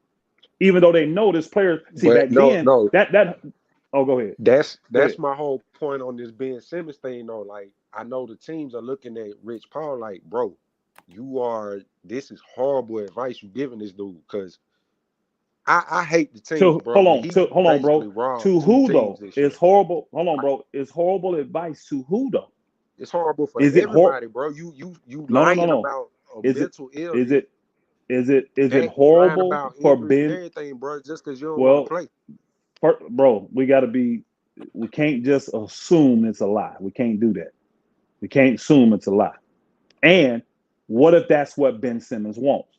See, Klutch works for Ben Simmons. They don't work for the Philadelphia 76ers. They don't work for the Brooklyn Nets. They work for Ben Simmons. He is the one paying them, not the league. And that's why people hate Klutch, because Klutch works for their clients, and they put their clients first. And people don't like that. And they push their clients to bet on themselves. Ben Simmons knew all of this before it happened. I guarantee it. And they had every option, ABC option now. And they knew it could get ugly. But for him to get what he wants, this is the route he probably had to go. And guess what? If Ben Simmons, think about this. If Ben Simmons, if we listen to what BX just said, and he has an inside source with the Brooklyn Nets, if his source is telling him that Ben ain't going to play there, and they use Brooklyn just like Harden used Brooklyn. Remember, Harden said, I don't want to be in Houston. He wanted to go straight to Philly to be with Morey. Right. Houston wouldn't deal with Philly. He had to go through Brooklyn to get to Philly. But where's Harden now? Where he wanted to be. What if Ben Simmons is doing that same thing to get out to California? Because I've heard, that works for Ben Simmons. It may not be good for every other person in the league, but the reason why young guys won't care about, hold on, bro. The reason why young guys won't care about that is because all these guys care about today is their brand. All they care about, hey, that guy working for me. But again, it's not going to necessarily mess up their money. They just want you to think they are. Because one, they're not going to fold the league. And two, salaries ain't finna drop. All they're going to try to do is implement restrictions on your movement. That's it. But when you got somebody clearly showing you they're working for me, the money I'm paying them, they using that for me. All right, but let me just interject real quick, because you be going. I got you. Hold on, Roy. Before you go, I'm gonna throw this on the table because Roy said if they knew Ben wasn't going to be playing, why trade for him? That makes no sense. Asset, yes, it does. He's an asset. You got to get something for Harden, because Harden didn't want to play for you either. Keep going for it. He was the best. He's the best. I'm telling you, the teams, because it's business. He was the best asset they could get for James Harden. He was the best asset. See, another thing I forgot to mention, show with that. Just answer this real quick. Go ahead, bro. Go ahead, my brother. Go ahead. Oh, he must have dropped out. BX, go ahead. He must have dropped out. Will. He dropped out, look like. If he might got a call or something. I'm looking at him. Okay. Yeah. Oh, he right there. He think he said something. Go ahead, bro. Y'all can still hear me? Yeah, we got you. Go ahead, my brother. Okay, now this what I was saying. Okay, if what y'all saying is correct, and Brooklyn just got used by two different players to be like the middleman to get where they wanted to go, I get it. We all for the player empowerment, but do you really think these billionaires about to keep going for that? Like, just using me to be the middleman the way you want to go? Like, that don't make no sense. It's gonna be something to pay for that, and it's gonna be the younger players paying for it. Like Ben done got his money, James Harden done got his money. He gonna get the rest before the CBA expire. But the rest of these dudes coming up, it's gonna get ugly for them. I get what you're saying, and I understand the moves they're making is going to make the upcoming CBA a lot more difficult, especially language-wise. It is. But when it comes to guys still being able to get paid, they're going to be able to get paid. And will they have the same level of movement that they have now? Probably not. But I'm going to tell you this. One thing I know about these new age players, they actually are staying one step ahead of the league. And I have to give credit to guys like Chris Paul, LeBron James. These guys have been ahead of the league when it comes to move for players for a long, long time. This stuff didn't start 2, 3, 4, 5 years ago, y'all. This started a while ago. And they've been making sure that this money go up and the money that the owners get, that they got to split it properly with them. That's why these salaries have went from a max guy used to be $25 million to shoot, not even 10 years later, a max guy making 50 is double, y'all. You see what I'm saying? So they making sure that these guys get generational wealth, even if they C and B level players. They're making sure that they get the opportunity for generational wealth to take care of their families. Now, what they do with it is what they do with it, but the opportunity has to be there. Like in the 80s and 90s and early 2000s, a lot of them opportunities just was not there. If you wasn't just a bona fide superstar, bro, you probably didn't get that opportunity. And these guys are changing the game. So again, knowing what I knew that used to take place in the past, knowing what I know now, yes. Is it going to be some friction? Is it going to be tough negotiating? Yes, I agree with everything you're saying. But it's going to be worth it in the end because the players still need to have the majority of the power. I agree. I personally agree that players should have power, especially when it comes to their movement. They should be able to go where they want to go. Hey, they don't want to give my boy credit for this, but Jordan be the middleman between all this shit too, because he was a former player and he an owner, so he looked at it from both angles. Yeah, so Jordan was underpaid. Hey, Jordan was underpaid for decades. Remember, he wasn't even top 3 on his team for a while until that last couple of years when they paid him 30-something million. The last 3 years. Yeah, but then they trapped Scottie Pippen and what's his name into them long contracts. Why? Oh, Scottie, you better get that security. You got this. You got that. You got that. And see, a bad agent convinced him that was the best deal he should take. And then Jordan master was the endorsement, bro. Yeah, that was what he took. He took the finances of NBA to a global level. He just took it to a whole nother level. But like, because Scottie Pippen was a perfect example of a guy that was in a really, really bad contract and couldn't do nothing about it. Couldn't do a damn thing about it. He was stuck in Chicago, no matter who was there, no matter what was going on, no matter how they disrespected Scottie. He was stuck in Chicago, out playing that weak ass contract he was on. It's just today these players don't have to do it because the contracts ain't 7 and 10 years no more. Shoot, they 4 years with an option after 3. But you got to blame Scottie too because the owner told him don't sign it. Again, you have to be there, bro. The owner did not tell that Booker not to sign it. That's the case. What the hell he signed it for? That's fluff for the TV and stuff. They wanted Scottie to sign that because they wanted his rights. I understand what he's saying, brother. So why'd he sign it then? Why'd he sign it? Because he needed that money where he came from. This is his story. I ain't taking it from the again. I know where Scottie came from, and I know what all these guys said. They used to try to hit us with that. Think about this, y'all. This is a big thing where things have changed. Back in the 80s, 90s, majority of the black players come from. Were they not from the inner cities? Were they not from the hoods? That's where the majority of these players came from. It done shifted now. The majority of the players ain't coming from the hood. Most of them are suburban players. Because them brothers live in the suburbs. They growing up with moms and dads, and they situations is different now. And you just already getting famous in high school. Yeah, and you can't pull the wool over these guys financially like you used to back then. Right. You can't hit the guy with that. Well, you got to take this because of your situation and all that. The money is so good now. You just can't get away with that stuff. And the key is now you have the power as players. just don't get that back.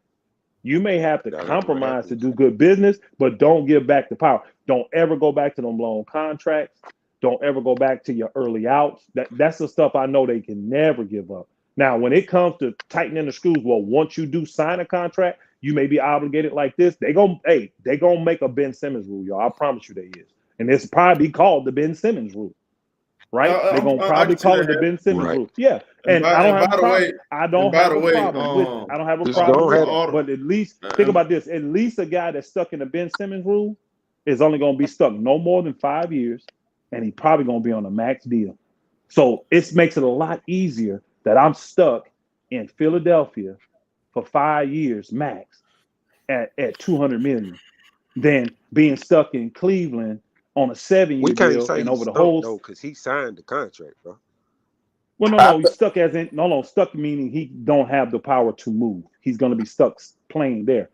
When a lot of guys want to get out, he's going to be stuck playing there. Go ahead. Yeah, I think a lot of these superstars need to start using their power in the sense. Sign those 1 year deals. Sign those 1 year $40 million. I don't really think that's a good idea. Herm, stop letting the cat out of the bag. Stop letting it out the bag. Yeah.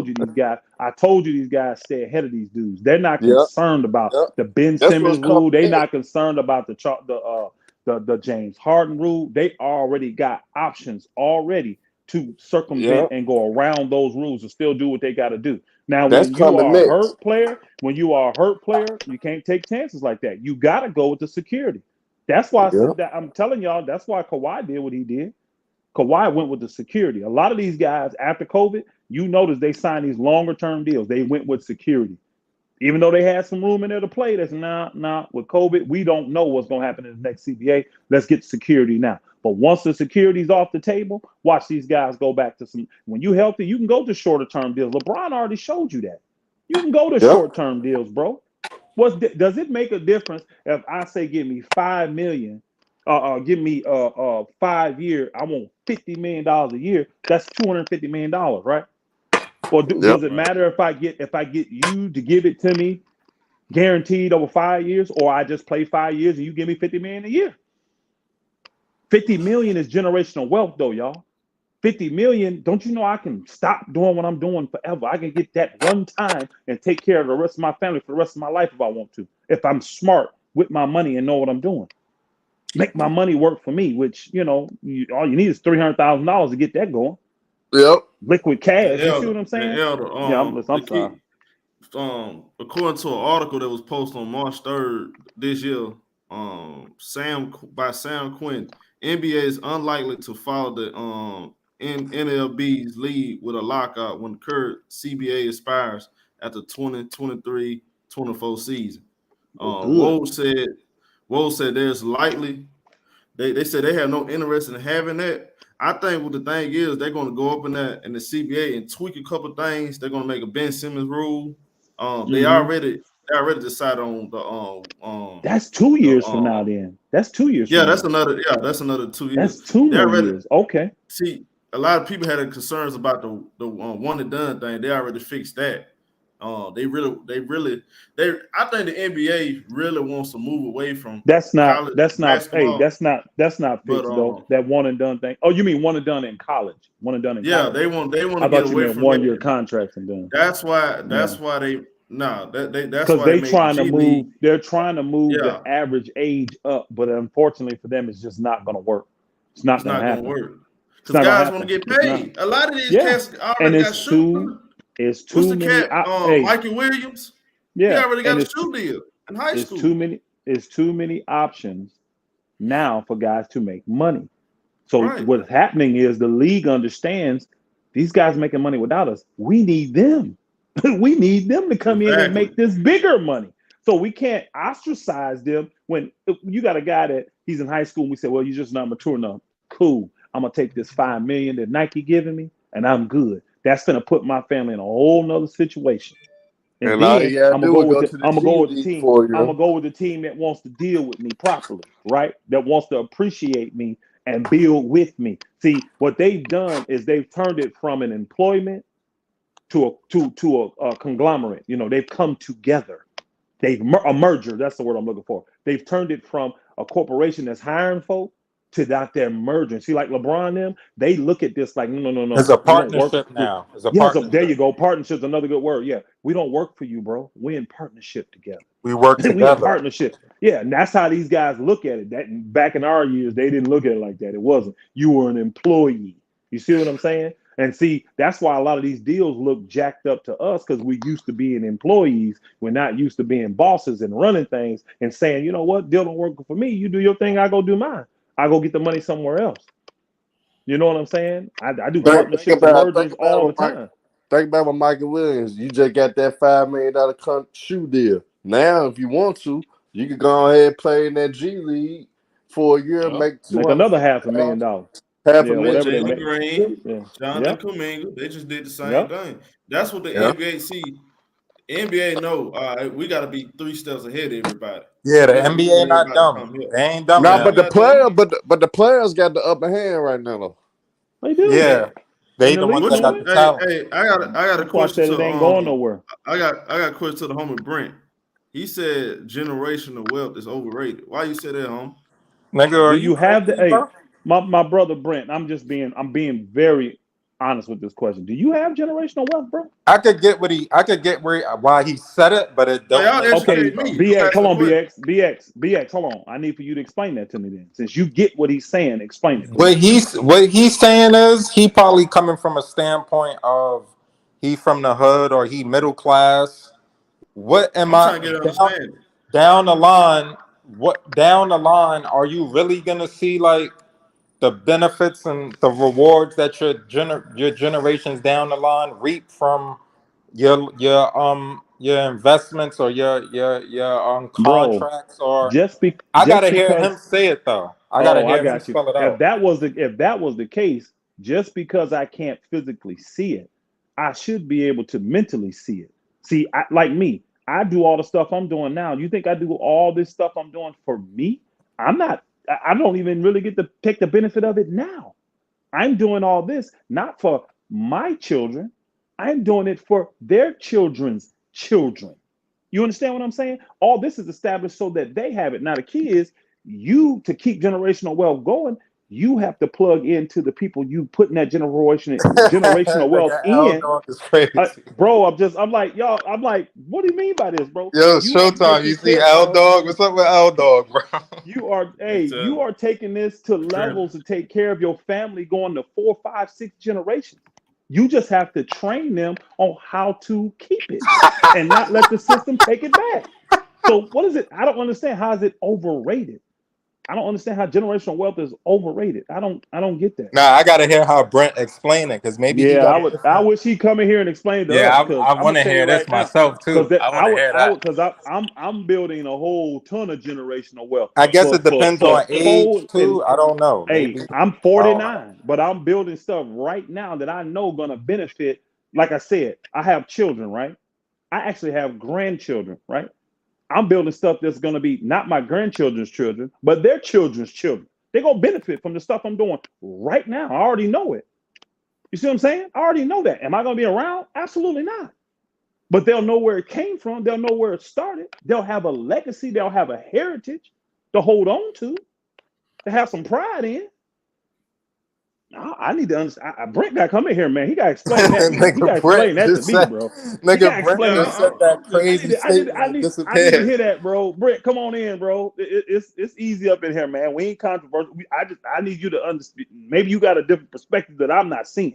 Well, there you go. Somebody just basically said what I was trying to say. Gary Wade just said it. Showtime could read it. He said he probably saying if you don't teach the recipients how to handle the generational wealth, they will squander it away. Yeah, right. I get what I kind of get that. And see that's why you just got to do it totally different than like the world we've seen before us, where you kind of had a silver spoon effect, where you spend all your money chasing money, all your time chasing money, and you building all this, but you're not developing, you're not pouring into the people that need to continue the success. You're trying to buy them with gifts and put them in class and send them on vacations. You're not putting nothing in them. You're making all your investments in the wrong thing.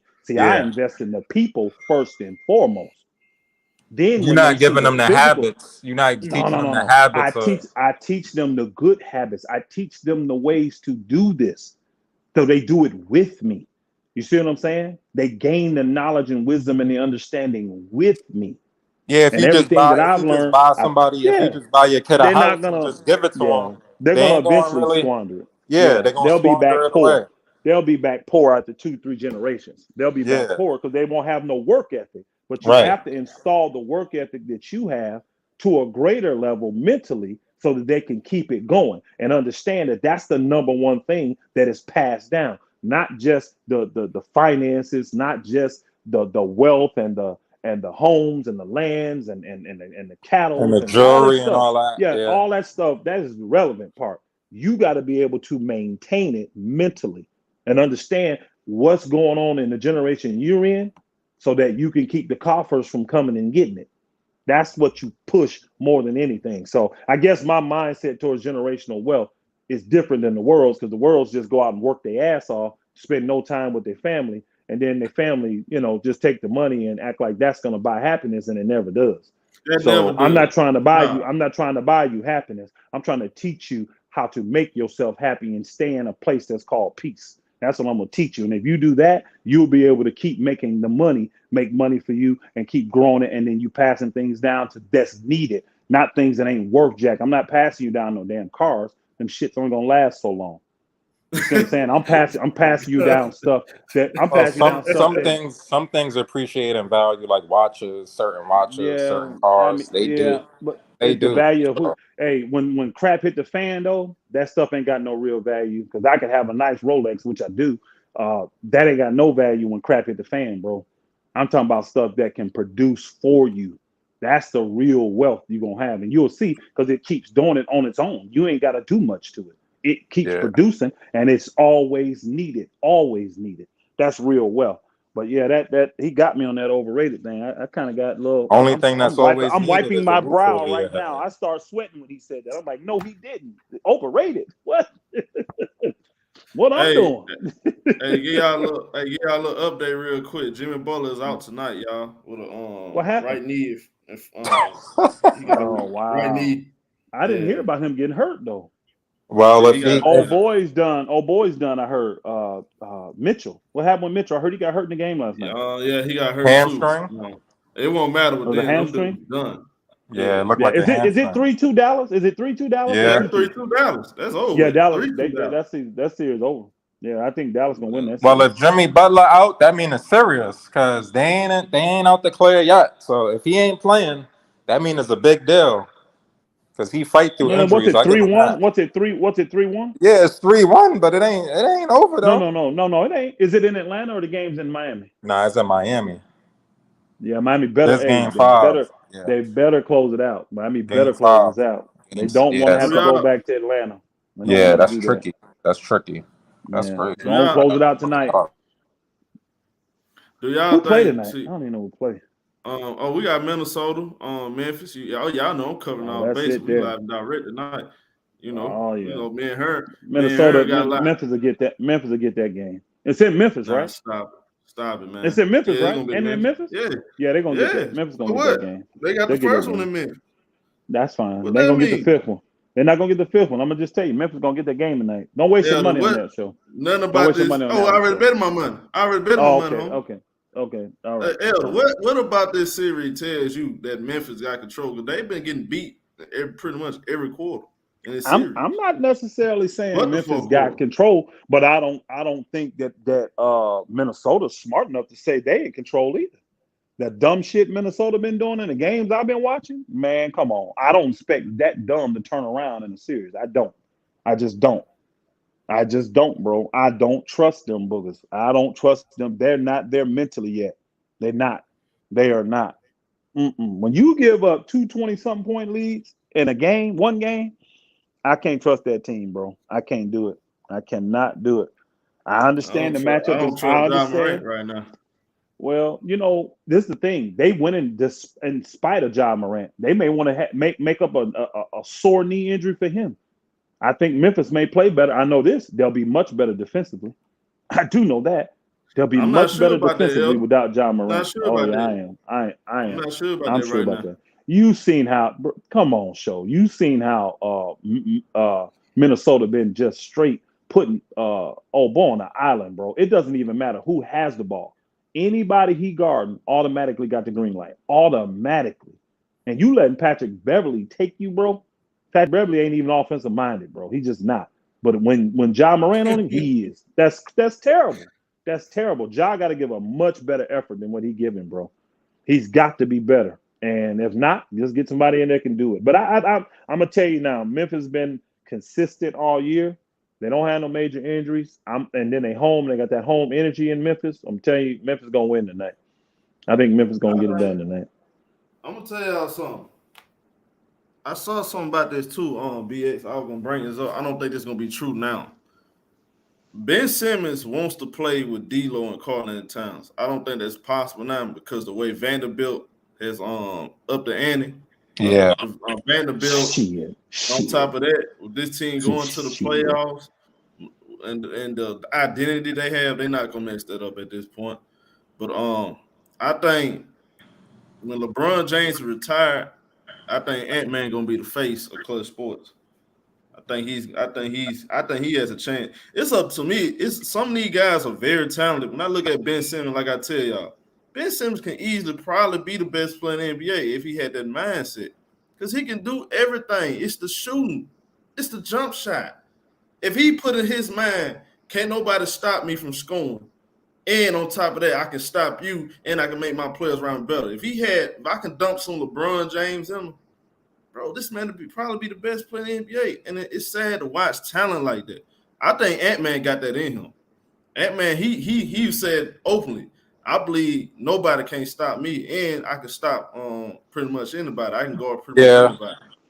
Ant-Man got one problem to me though. He got one major he shoot too problem. many. He shoot too many jump shots. He young. His basketball IQ is not good at all, y'all. I'm sorry. Yeah, he shoot not too many. good at all. I've seen worse. It ain't just his shooting. It's his basketball IQ. I hope so. I really do. I hope it ain't that bad. I like him. He gonna get better. I like him. I do. It's only his second year, so look who he playing around, bro. He ain't playing around nobody with no smarts anyway. Playing with Cat and D-Lo. I'm gonna tell you something else. I'm gonna tell you why he's gonna get better because I watched them transition from his first year. He was still trying to get the whole concept of defense in the NBA. Once he figured that out in his second year, this year he became a lot better, bro. So I disagree with you saying. I think he's a guy. He's a sponge. See, that's the most important thing. When you're a young guy and with that much talented, are you willing to listen? Are you willing to get that advice you need to get better? And to go back to Brent, go ahead, because Brent just responded to what you said also. I'm telling you on the court, what I'm watching from him, I mean not offensively, like I'm talking about his mannerisms, the way he is with his teammates and stuff.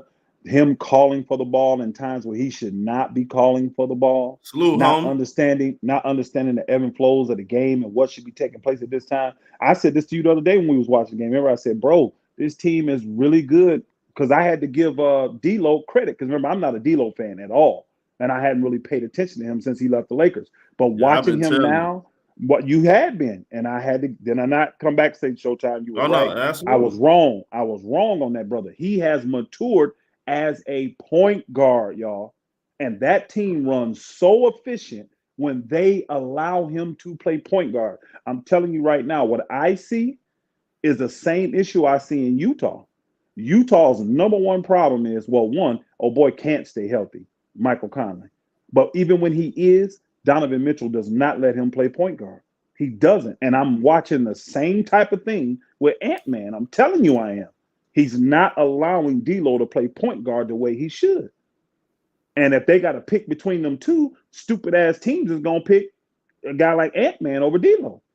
That'd be stupid. Ant-Man this team got a losing record. Remember, I sent you Ant-Man, the type of guy that needs a facilitator. See, Jordan understood. Pippen coming in, he's doing a lot more than just playing great D. Pippen can facilitate this thing properly. and get me. Oh yeah, this is perfect. That's the fit. He got to understand you still need a facilitator out there, bro, to get you the easiest shots. You can create your shot all day, but why not get it easy so in the fourth quarter, you got extra energy to go hard? These guys don't understand that stuff yet. And I'm telling you, what I see in Utah, I'm watching the same thing take place in Minnesota right now. That's why I don't trust Minnesota. And that's why when I watch Memphis, I don't see that. I don't see that. Them guys ride with Ja, even though Ja hurting them. Oh, there you go.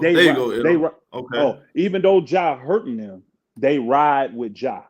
And that's camaraderie. That's togetherness. It ain't fake. It ain't hoorah. It ain't let's get hyped for this. That's real, true camaraderie. That's real, true teamness and togetherness. I don't see that. I'm telling you, I see it all the time. Old boy clapping for the ball. And I'm like, why is he clapping for the ball? You don't need it right there. Let D'Lo run this thing. Let him set you up. I'm telling you, that's the one main thing I see about him that I don't like. And it's just you can't just give me the ball and score 30 a game. But I'm gonna tell you something. When it comes to just mentality-wise, he's more Devin Booker than what's called. He's willing to learn. He's willing to change some things up about his game if it's going to help winning. Donovan Mitchell, I feel like Donovan Mitchell makes too much of everything by himself, and he's not nowhere to defender. I'm gonna tell you something. Ant-Man, in 1 or 2 years, write this down. He's gonna be all defensive one day. He's gonna be all defensive. I remember his coach from Georgia talking about. Yeah, he's an incredible athlete, an incredible scorer. He said, but the number one asset he bring it to any team going to be his defense. Especially once his Georgia coach said that. He said, especially once he starts to understand the NBA game. He said he's a beast defensively. So I agree with that. This is first year. He could be that. That dude last year, he was gambling, just standing around. I'm like, man, I mean, is he going to – I love Ant-Man. He got to learn that defensive side. This year, he came in locked and loaded, sliding his feet. Fundamentals. See, this is why I pay attention to a young guy. Is he willing to listen? Because a lot of these guys don't like to listen. They already figure out they got it made. Everybody not trill like that to sit there and be a sponge like a Kobe Bryant. They're not willing. They feel like, man, I made it already. You ain't going to tell me what you did in college. I'm the number one pick. Some of these guys ain't built like that. Ant-Man, he got something different in him. I get it. You've seen him more than I have, so you say he's more Kobe Bryant, Devin Booker type, more than he has that mentality. A Mitchell type, more than he ain't Westbrook and Mitchell. He ain't them type of dudes. Okay. You watch me. Donovan Mitchell. I can Donovan Mitchell. You watch. He's a guy with fake confidence. He go out there and poke his chest out like he this, that, and the third. Man, you punch him in the mouth, he out. He quitting, pouting. Walk around with his head down. I don't like that. I don't like his body language. He's talented. I like some of the stuff he brings to the court, but I don't trust him as my number. He's just talented offensively, man. Yeah, he's just a talented offensive player to me. I disagree with you, so I disagree with that. I hope they trade him over there. Show me. I hope Utah. Man, he showed you the first 2 years, nigga. He haven't shown me anything. He showed me nothing. He went to the second round as a rookie. Almost to the conference finals. Bro, he's a rookie, bro. There's no such thing as almost to the conference finals. You either get there. He was a game away, bro. What is a game away? Game 7, bro. What game 7 win, bro? Against the Nuggets, right? The second round you talking about? No, that was in a bubble. You talking about against the Rockets? Yeah. They lost. Bro, he was a rookie, bro. You could have a. I don't like. What about last year? What about last year? Last year, no excuses. He got walked down. He got walked down. No excuses. Okay, so what are we talking about? Devin Booker. You making it seem like he ain't did nothing, nigga. And we can say we want to say about Luka Doncic, like I told y'all. Luka Doncic applied pressure on that court. As you seen last night, the dude, he don't just do that to the Clippers. He do that to everybody else. Everybody else gonna get that smoke too. Luka, and you got to give him credit, bro. But when I see with Donovan Mitchell, if you watch that game last night, as soon as Dallas went up 12 to 15 points, he walked around with his head down, power. I already ready to get it over with. Yeah, but that's more of knowing when you don't have enough around you. His supporting cast. Bro, I don't like that mentality, bro. No. Utah actually got enough. We don't. No, they don't. They ain't make no changes, bro. You know, we all know Utah was supposed to go into the offseason last summer with some drastic changes. Them niggas ain't make not one change, bro. Elder, they lost 2 games without losing. These niggas got Royce O'Neal heading their defense, bro. They wing deep perimeter defense, bro. Come on, bro. They got one of the best picks. One of the best dudes they could get. They got the what's the name dude? What's his name? Rudy Gay. Didn't they get Rudy Gay? Rudy Gay don't even play. He's not in the rotation. They wasted their money by signing Rudy Gay. I like Rudy Gay. They don't even let the nigga play. Nah, but BX, but still, I love Rudy Gay. Pause. It's still inexcusable, and I see why Showtime is cooking Spider. Because at the end of the day, Utah was supposed to elevate because of the elevation of Spider game, but Spider haven't elevated these last couple of years. He reached his ceiling. Rudy go. I did say that. I said that like years ago, bro. I said Spider Mitchell, his ceiling is what it is. He reached it already. I said the same thing about Luka as well. I feel like Luka reached his ceiling as well. I don't. I do. He can't get better defensively, and he's at his offensive peak. I don't agree with that. He had his offensive peak, bro. How much higher did he go? He actually got better defensively this year. What are you talking about? I wouldn't quite say that. The whole team got better. Nah, not really because of him, because of Jason Kidd. Again, Jason Kidd helped him get better. I wouldn't say he got better. That team as a whole got better. So we gonna say that Luka ain't reached his offensive peak? That's what we saying? No, he's not. I don't think he is, bro. He's not at his offensive peak to y'all? I don't think he is. No, I'm just telling you. He showed me that he can play off the ball. Because that was my question. Can he play off the ball? He's showing me. He ain't showed me that. He caused Dallas game 4 by not being able to play off the ball. Bro, that's why he caused game 4. He took the ball out of Jalen Brunson's hand because he ain't know what to do, but just stand at the top of the key. He won game 5. He did, but the series supposed to be over though. We could go back and forth with it. Oh my god! Hey, supposed to be over. BS, why you don't cook KD like that, man? Like you cooking Luka, man. Inspired. How many times I gotta cook KD, bro? What what you want me to do? Well, when you say something about Kid Durant, you start deflecting, talking about other players, bro. Yeah, I don't. Y'all just trying to start me up. That's what y'all trying to do. Y'all trying to start me up. We talking about Kevin Durant. We stand on time, and you start mentioning everybody else. No, I don't. I cook KD. Nigga, what you want me to do? He fell short. You don't cook KD like you cook a Luka. He came up short. Like you cook a Spider. You ain't. Bro, what more can I say? Bro, he's in year 15. He's 33. Now you year removed from an Achilles injury. He got outplayed by Jason Tatum. Now you want to bring up Boston Achilles. defense was stifling. Nigga, who's in year 15? KD in year 15?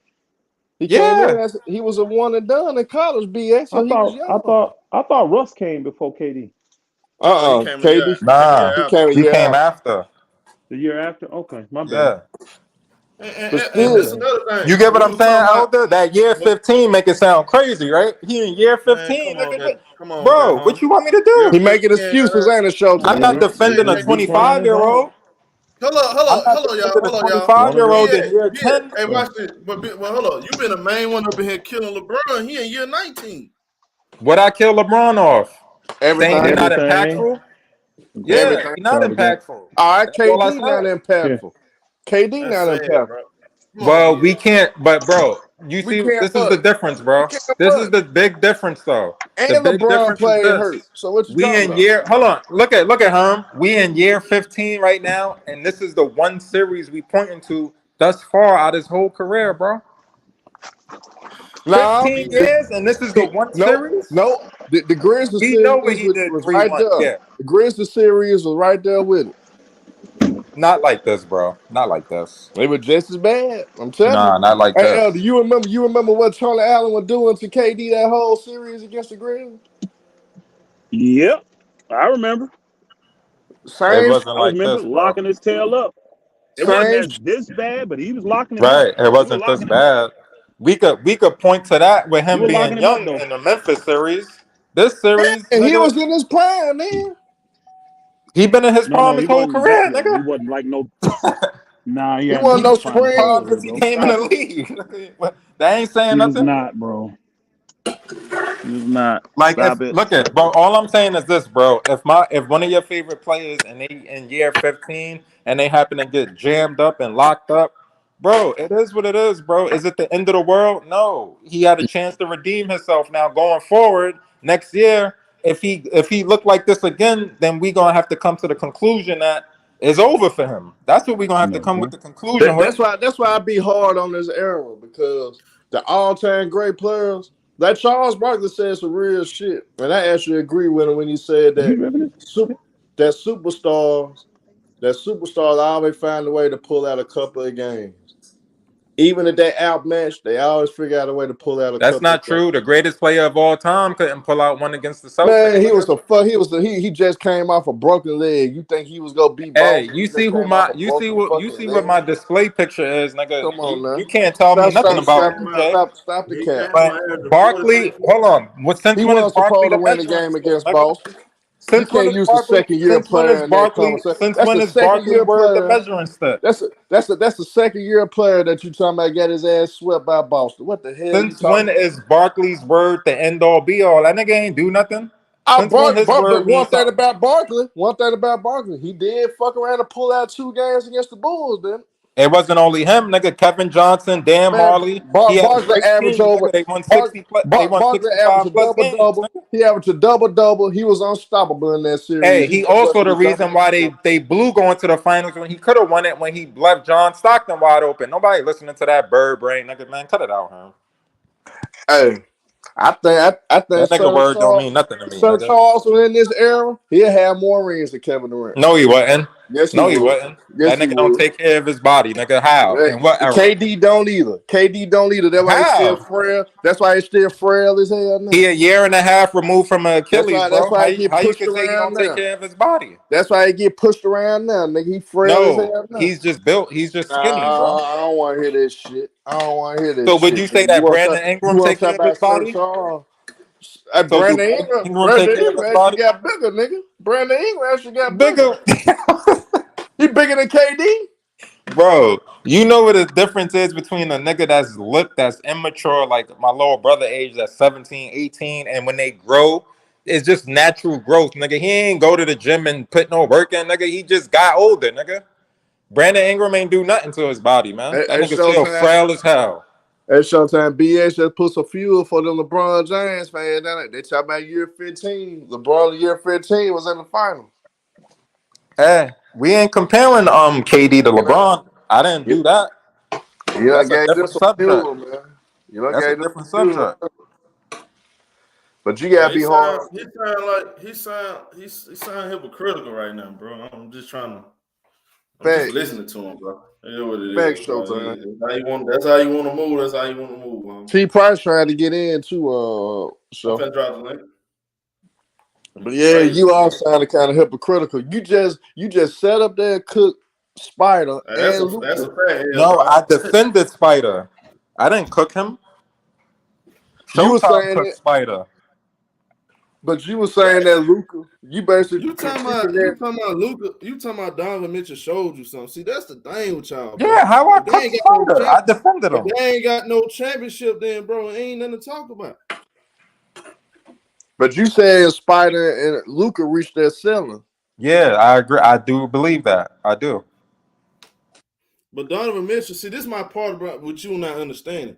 Donovan Mitchell had when they like the first and second seed. They were the first seed last year. They were the first seed last year. Yeah, I know that. Yeah, that's last year. Team in there. Okay, then. So expectation was if you the first seed, you should be the best team in the West. Facts. Well, according to y'all, Kawhi is the end all be all, nigga. He couldn't get past Kawhi, nigga. What's wrong with that? Don't say y'all, cause I ain't in that. Yeah, I'm not in that either. Hold on, ShowTyme. What's wrong with him not being able to get past the best player in the league? Is it shame in that, bro? Y'all just said Charles Barkley would have won if he ain't have to play Jordan, the best player in the world. So what's your point, bro? Kawhi Leonard was there for game 3 and game 4 wins. He wasn't there for 5 and 6. So again, you're making excuses, bro. Hey, TP, you came in here because of Charles Barkley, then the TP. No, man, I just came in here, man. I saw ShowTyme was on. I got the late notification, man. I just came back from my job doing paperwork. I saw about to say, hey, but watch this, T. Price. Yes, if sir. Charles Barkley is in this era, how many rings you think Charles Barkley would have? Man, Barkley will already have. Look, this is the thing that So people why don't he ain't win understand. one with Julius I Erving? don't know. This is why I'm just gonna say this. I'm just gonna say this about Charles, man. Charles Barkley was a beast, man. He was, man. Like We all know that, bro. we all know that. But in this era now, Charles Barkley would kill in this era now. He would. Cut it Any of them out, 80s bro. and 90s players would kill in this era right Why now, he bro. didn't win a ring with Julius Erving then? If he would have killed in this era, Julius Erving, the Erving? top 3 small forward of all time. Why You he can ain't say win a that. ring You can with say him? that. Dr. J was Hold old. on. Dr. J was Hold Oh on. You my can say that about God, any bro. player. Y'all niggas moving the goalposts now. We moved the goalpost. Okay, Dr. you J got was not in Boston. his prime. Boston was still irrelevant. Boston was loaded. Well, nobody beating the Celtics in the 80s or the Lakers in the 80s. So what happened when he had Hakeem and Clyde Drexler and Scottie Pippen? Why he couldn't win then? It was They old. lost. They lost. Why They didn't he lost, get but to he the was final? old, Why though. But didn't this he is get one to thing the you failed to finals when he realize. He left was John old. There Stockton was wide old as open? shit. There was one play. Exactly. There was one play away. That was Stockton his hit the chance. shot. He showed his IQ is not high enough for him to be a champion. Oh, That's my what he God. showed me. None of them niggas were healthy. I can Elijah only Wood. take what I see, bro. I can't go by speculation, bro. I'm just going by what I see. Nah, you gotta watch it and He see. blew that You play, can't just speculate. You can't do. bro. I understand what you're trying to say, but you're getting it wrong though. At the same time, though, I understand what you're saying, but it's just an opinion. It's just an How you gonna opinion, say I'm getting it wrong? But you right. You letting That him don't make out the sense, hook, bro. T. Price, because I don't understand what he's trying to say. I don't understand what he's trying to say. Charles Barkley was a great player. He made guys. Yeah, he was. Barkley was You legit. just I said ain't no role ShowTyme. You model and just all said that if you're not shit. getting You can say that about championships, any it mean superstar that nothing. played with a great one. You can say that about Gary Payton and Sean Kemp. We already know they couldn't get out. Who couldn't they beat? The Lakers in the 90s. A lot of So this, you just said if they I'm gonna tell y'all not something. winning Whether championships, y'all admit it or not, a lot of this, bro. The most important thing to me is confidence and mentality. You can have all the talent and the tools in the world. You ain't got that. Your mindset ain't right. You ain't gonna reach that level that Michael Jordan. And one thing about Barkley, I just want to say this about Paul. I just want to say this about Charles Barkley right quick. Charles Barkley stayed in Philadelphia way too long, though. Hey, ShowTyme, you remember Charles Barkley in his early years? Did he stay in Philly long enough? See, that's what players did back in the day. They try to win a championship with a team that actually drafted them, and then once that didn't work, what did he do? He went to Phoenix, right? Then they end up losing. What was his excuse in Phoenix? What you mean his excuse? Kevin Johnson, Dan Marley, and all those guys. What was his excuse? They couldn't beat Mike, nigga. They lost to Mike and Scottie Pippen, nigga. That's what happened. So, and hold on. And at that time, Phoenix had home court advantage in them playoffs. I remember. Now I ain't taking away from Charles Barkley, but Charles Barkley would kill in this era, man. I'm not gonna sit and gonna lie. Barkley would have a field day with these niggas, man. Cause these niggas, and then another thing too. How he can't play physical? Every player. I'm just gonna say this. Now every player in the NBA is not gonna win a fucking championship.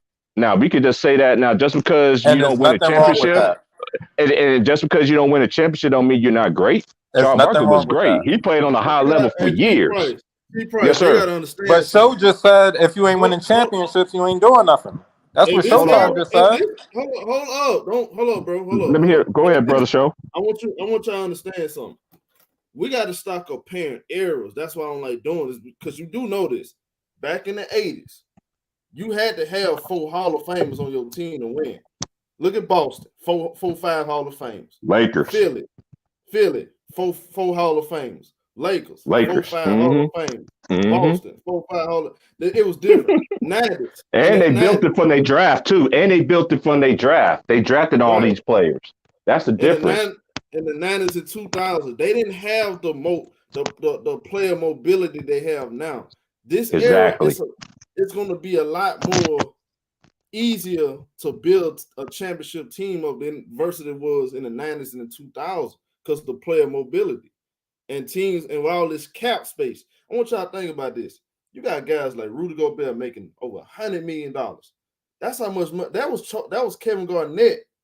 That was Kevin Garnett contract. 7 years, $100 million. He was the first 7 year, $100 million man. So with all this money generated, with all this talent. The problem is we got a lot of talent in this era. They don't have that mentality though, because a lot of these guys they already getting famous. They already got all this social media following. They not as driven to get a ring as it was versus back then. Well, sports was mainly about getting championships. You can't get talked about. You can't sit in that table. You ain't got championships. It's different now. So when I look at Donovan Mitchell, when he had the #1 seed in the whole Western Conference, got Rudy Gobert, Defensive Player of the Year. Them dudes cannot get past the second round. He hasn't got past the second round, and he have had a good productive team. That team has been there long enough. They've been there 4-5 years, and you telling me they can't? If he's this great, you can't get to the Western Conference Finals. I see him as part of the problem. Yeah, but it's not all his fault. Against the Clippers, he averaged 35 on 45% shooting for 3. So he's doing right. Hey, hold on. Hey, yeah, it's Rudy Gobert's fault. Go watch B-Ball Breakdowns video, bro. When you pass him the ball, his hands are so fucking sloppy. You talk shit about Zubac, he's worse than Zubac. Gobert is trash, bro. Offensively, he's an offensive liability. Yeah, go watch B-Ball Breakdown video. Hold Hey, in the closeout game, you guys talk about Terrence Mann, but Donovan Mitchell, that same game had 39, 9, and 9, bro. Come on, bro. Another thing, He better. He pacifying these niggas too much, man. Hold on, y'all. Another thing. Stop just because a guy averaged 30 points don't make him great. That don't make you great, bro. Again, it's not just about points. What do you do in the other parts of the game? It's both sides of the court. It's other things, other ways you can make your team better.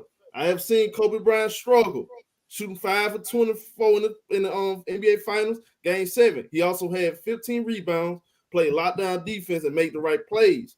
That's what I'm looking at. Donovan Mitchell in the stretching them games, he didn't do it. We keep talking about Terrence Mann. Why he didn't guard Terrence Mann then?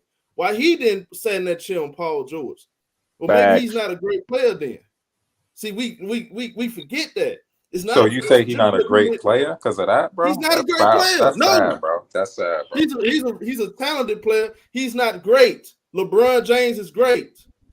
How I know LeBron James is great? Yeah, what make him great, bro? Come on, bro. Are you serious? LeBron is so a great player. So because he went to the finals. Hold on. Because he went to the finals in 2007 with a top 5 defensive team and got swept and played under his averages. That make him great, bro. Come on, you know. Hey, hold on. Because other than that, hold on, y'all. You know what makes LeBron James great? And speaking of pressure, whether we a fan of LeBron or not, a guy with that much pressure on his shoulder, that's a young kid, 16, 17, coming in the NBA. Meeting expectations with all that stuff, the meltdowns he went through in Cleveland, got to Miami, he had a meltdown, right? He almost had another meltdown against the Celtics, right? This would show me LeBron James was ready for that next level. In Game 6 against Boston, he went out there and played the best game I ever seen in my life. LeBron, that was LeBron James' best game ever, because they was down 3-2, and I thought it was over with. LeBron played out of his mind. So when you say something about pressure, I saw that dude on both ends of the floor control the whole game, including rebounds. How many points the nigga had? He had what, 45 points? How many rebounds? Double digits. 5 assists. That's greatness, bro. I ain't seen that. So you saying I can't point to a Donovan Mitchell game like that? That's what you saying, Show? And did it result into winning the series? You said what? No. Did it result into winning the series? Did he have the help that LeBron James had? Here we go. Yeah, he didn't, bro. He didn't. You moving the goalpost though, bro. How? No, I'm not, bro. I'm just asking you a question. You do that every time. Can you answer my question, Show? Go to the private Show. Can you answer my question, Show? Was he playing 4 Hall of Famers? Gobert's an offensive line. No. Was Donovan Mitchell playing 4 Hall of Famers? Right. What you saying? Show. Did he have 2 other Hall of Famers by his side, Show? No. Can you answer that, bro? Because he was playing 4. Oh, okay. You see how I can keep going at this, right? You see how I can keep doing this, right? Donovan Mitchell, since 2020 playoffs, he's averaging 32, 5 and 4. But he's the problem. Yeah. Right. Hey, It's Rudy Just Gobert. make, bro. All I'm waiting Go for watch is the y'all video. to. Watch the video in the private chat. Watch the video in the private chat. Only thing I'm asking y'all is to name the 2 Hall of Famers he playing with. That's it. If you're gonna compare him to LeBron, that's all I'm asking, bro. You're deflecting. You're deflecting, homie. Again, has he went out? All right, I'm gonna give you an example, homie. Have you ever Mike had Conley a at game? Hall of Fame? Have you ever had a game where he scored? No, he ain't, nigga. No, he not. No, he not a Hall of Fame. Hold up. Stop it, Herm. Even Mike the great Conley Kobe is a Hall of Bryant. Fame. Hold up, y'all. Hold up. Kobe Bryant, 2001 against Sacramento. Klutch, 48 points. What he had? 15 rebounds, 5 assists. NBA lockdown defense. That's what makes you great. When you go out there and you willing to do anything. Kobe Bryant got one of the most favorite quotes ever. If you're not a competitor, if you're not competing on both ends of the floor. I don't see that with this dude. If he's I not do. going, he get. Man, when is Donovan Mitchell? I seen him make key blocks. I seen him make never key seen blocks. him play defense. When? Name the series, BX. Stop it. Bro, there's a difference between being capable of being an elite defender and giving effort on defense. Some guys is just not elite defender, bro. Y'all gotta stop that, bro. Everybody is not an elite defender like Kobe, like Michael. He's not great. And that don't make Donovan you Mitchell can be great, but y'all saying y'all not playing both sides. You're not great. No. So hold on. Watch this, y'all. So hold on. Y'all just said Charles Barkley was an elite defender. Yeah. He was Good point. Yo, I'm out of here, bro. I'll talk to y'all later, bro. He was a 6'9" power forward. What nobody like? Hold on. What nobody lighting Charles up for no 40, 50 points or 30 points? What are you talking about? Big fact. No defense. What are you talking about? That's big facts. People who are like 5 inches taller than him, bro. What are you talking about? Yeah, that's big facts. And Most Malone kick his ass if he didn't play no defensive. And you want to talk about when Donovan Mitchell be chucking up shots and he ain't hitting shit, bro. It ruins the team. Allen Iverson was he has to because his co-star is fucking ass on offense. He was trying. Dumbass shot. Donovan Mitchell don't Why try. did he let Mike Conley run the offense, bro? Hey, but listen. Listen, I want to holler at you about something you said because you're on point about a lot of things. But I want to holler at you about something you said about the mentality of player today. And it goes to this, man. It is a privileged mentality, but you also got to understand these guys got more options now than when the old school. They'll never go back to the old school because see those guys was playing ball to get out of a situation because they didn't have no options. These guys got so many options now. Soon as basketball don't work out for them, shit, they on to the next thing, and they know they got that. Especially once they get that big contract, they on to the next thing. They getting ready to launch they record label. They getting ready to launch this, so they got more options. They don't have a reason to be driven like those old school dudes. Old school dudes didn't have no options like that. They didn't have no social media. They didn't have none of that YouTube channels and all that. So that's why. Ghost. Y'all niggas are sad, bro. Well, hold on, BX, because it's about Ghost right now. So that's why you gotta. I gotta. I feel like go this. When you're focusing on when your main priority is being a basketball player, I think you should put that should be your number one focus. You should be driven to do that. If you're not driven to do that and you don't have both foot in the door, you don't need to be doing it. That's how I am. I'm a balanced guy. I'm even gonna I got 2 foot in, a 2 foot out. And I'll be seeing a lot of these cats. I do agree with Elder said. Winning championships, not their number one priority. A lot of these cats want to get paid. A lot of these cats want to be looked at as an important figure. They want to look good in front of millions of people on social media, in front of their followers. And then championships comes after that. Some of these guys don't even care if they don't win the championship. I do believe that because I've heard NBA players say it. You're right. Go ahead, Phil.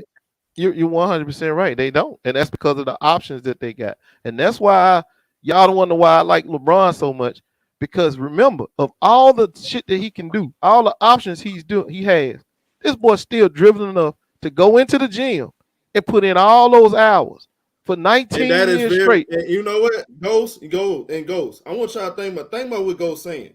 And this me, I'm not even a LeBron fan, but what he's saying is 100% facts. A guy that had proved that much in this league with all that money, all that fame, and he's still driven to play basketball.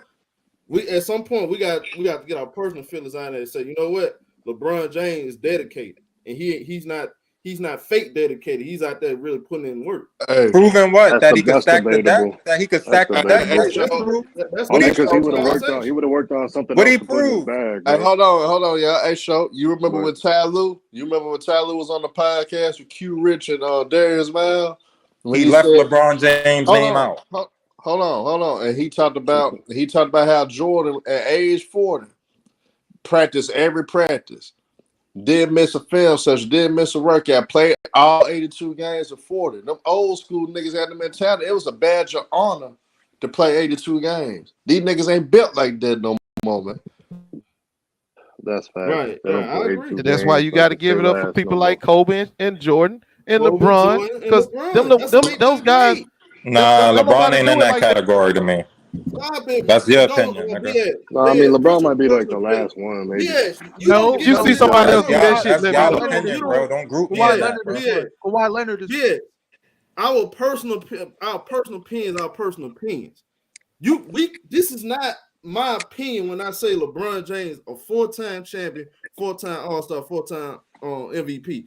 We don't like how he got it, but he got it done. How many people in the NBA history can say they got 4 MVPs, 4 championships, and 4 Finals MVP? How many? There's only 2 other niggas. So you just can't say anybody can do that. So that's why I can put my personal feelings aside and say, you know what, this guy is really have done with everything he put in his mind to do.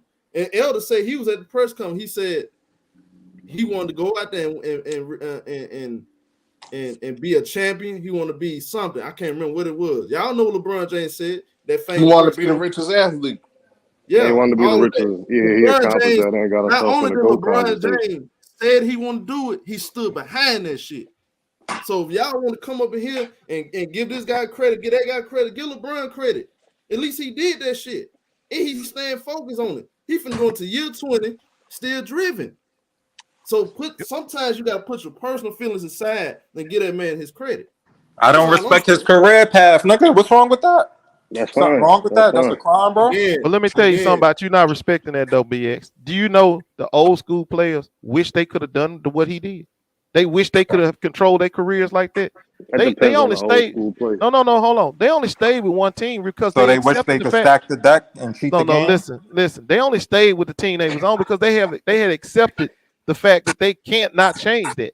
So when you accept something, you deal with it and you move on and make the best of it. That's what they was doing. But they couldn't leave those teams even if they wanted to. Let me tell you something, Ghost. They couldn't have thought that because they didn't have no example of that being done. That's like me thinking if I was a slave. I hate to bring this type of analogy into it. That's like me being a slave and thinking that I could overcome some of the other slaves because I'm bigger than them and be cool with the slave master. If I didn't see it being done, then I wouldn't have that thought. The players back then didn't wish that, I wish I could stack the deck and take over the league because ain't nobody do it. So how you going to use that comparison, bro? What are you talking about? They always pursue free agency. What are you talking about? But you see what everybody's saying, right? They're saying, bro, that applies to Kevin Durant too. And I'll be trying to figure out, bro, what is your whole thought process sometime on basketball?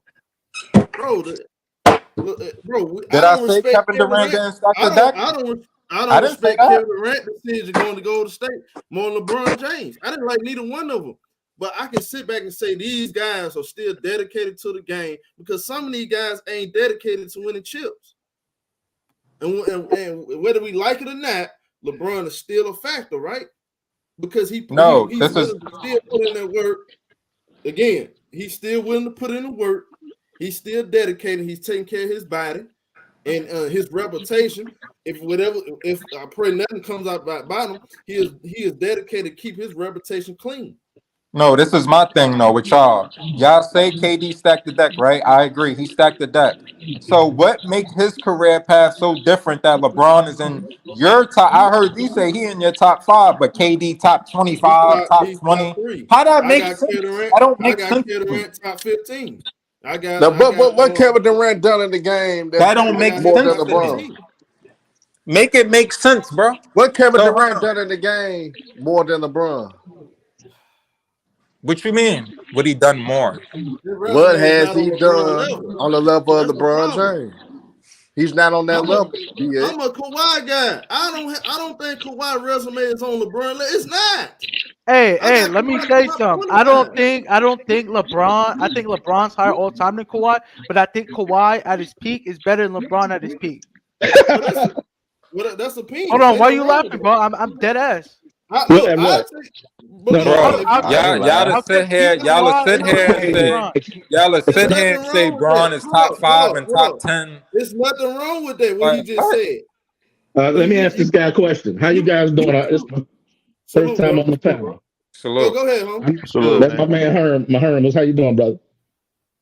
You said what year has Kawhi Leonard ever did the same status of LeBron? Just give me the numbers. He's been better than Kawhi. 2019. Did you not see what he was doing last year? 2018. Hey, hold on. Kawhi Leonard last year was averaging 38 and 4 on 60-40-90. Go do your research. 2017, 2018, and 2019, Kawhi was better than LeBron. 38 and 4 on 60-40-90. How is Kawhi better than LeBron? And playing elite defense. Kawhi has a higher IQ than LeBron. He's a better scorer than LeBron, a better shooter than LeBron, a better mid-range shooter than LeBron. Come on, man. I mean, he's a better player. Come on, black man. He's a better shooter than 2017, 2018, and 2019, Kawhi was better than LeBron. The last time we seen Kawhi Leonard, he choked the 3-1 lead. No, we didn't. The last time we seen him, he averaged 38 and 4 on 60-40-90. He put out Luka and averaged 33, 10 and 5 against the Jazz, 3 and 4 on 53% shooting. That's what he did. And in game 6 and 7 against the Mavs, when his legacy was on the line, he averaged 38, 10 and 5. I gotta say that. That's what he did. Lost, bro. What do you mean? When did it lose to the Mavs? When did it lose to the Mavs? I just want to say one thing. You can't. This is the main reason why that KD is not on LeBron's level. I don't even like LeBron like that. I'm not even gonna cap. I don't even like that. But KD was never crowned the greatest of all time. That's the difference. He never was in that conversation. Hold on. When has anybody in the NBA has put Kevin Durant as the greatest of all time? I'll wait. I mean, hey, hold on. Nobody, exactly. Let me say something. Did you guys watch the JJ Redick interview? He told nobody listen to JJ Redick. He a capper too. When we asked the players, they say that nigga a straight capper. Nobody listen to JJ Redick. Go listen to the interview. No, but I gotta say this about Kawhi. I hate to say it, but you can't put Kawhi on the level of LeBron James overall due to the fact. Hold on, not by his resume, but just as a player, though, he's better than LeBron. Let the man finish. All time. Nah, but look, bro. All time. At peak, bro. I think Kawhi is a better player than LeBron at their peak. Why you keep talking, man? Ain't nothing wrong. All right, what do you got to say? That's that man opinion. Yeah, but I know he cut a nigga off when a nigga trying to say something. Sure. I have no problem with you having your own opinion. That's his preference. This whole thing is about, we can put our personal feelings aside and say, you know what? The guy LeBron is still putting in work. He's still putting in good service. What's wrong with putting that your personal feelings aside? He's not putting in good service to me. LeBron, why ain't he putting in good service? He being unimpactful on the court, bro. That's not good service to me, bro. He was second. He was second in league scoring in the league. Not impactful. Those points were not impactful. That's not good service to me, bro. Can I ask?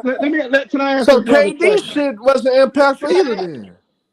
Can I ask? How wasn't impactful? They made the playoffs, right? They was first seed when he was healthy, right? They barely made it. They was first seed when he was healthy, right, Herb?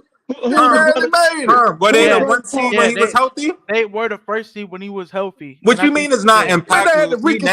See, now you taking it personal now. Now you being personal. You being emotional. I want to ask y'all a simple question because I listen to different. Okay, go ahead. Go ahead, CL. Salute to you, bro. Go ahead. Why do y'all hate LeBron James? I don't hate LeBron. Nobody hate him. Nobody even mentioned him. Nobody mentioned LeBron James. I don't have him better than Kobe Kobe being Bryant. Georgetown brought his name up. I could care less. He way better than Kobe Green Bryant. But when we say, that's your opinion. But to me, hold on. Can you talk to me? Because I said that. Okay, I understand. I understand why you said that. But this is the big difference between Kobe and LeBron. Let's talk. You got 9 all-defense first teams. That nigga ain't got number 5. Oh man, that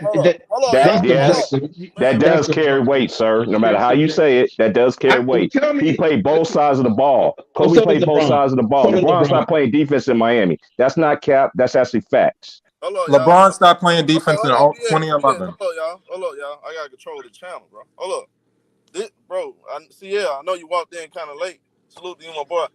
Nobody bashing BX. What he did, he bashed LeBron. But look. I'm just saying, of morals and principles. Look, this is what this all about. If you're gonna dedicate your life to basketball, put both foots in, put all effort in.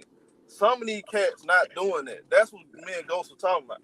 Yep. Cats start coming in here saying LeBron not great and all this. We know LeBron BS can be controversial as he say he is. I don't understand that weirdo stuff he be talking about. That's him. That's his opinion. If you feel like LeBron James is better than Kobe, cool. I have no problem with that. I welcome all opinions. Like I tell y'all, what I say is my opinion, and I respect your opinion. We can have debates. I just don't want y'all to be no internet gangsters. That's all I'll be saying. And I like the conversation we going, so you can keep going. I'll just let you know, homie. But that's all we were saying. Y'all.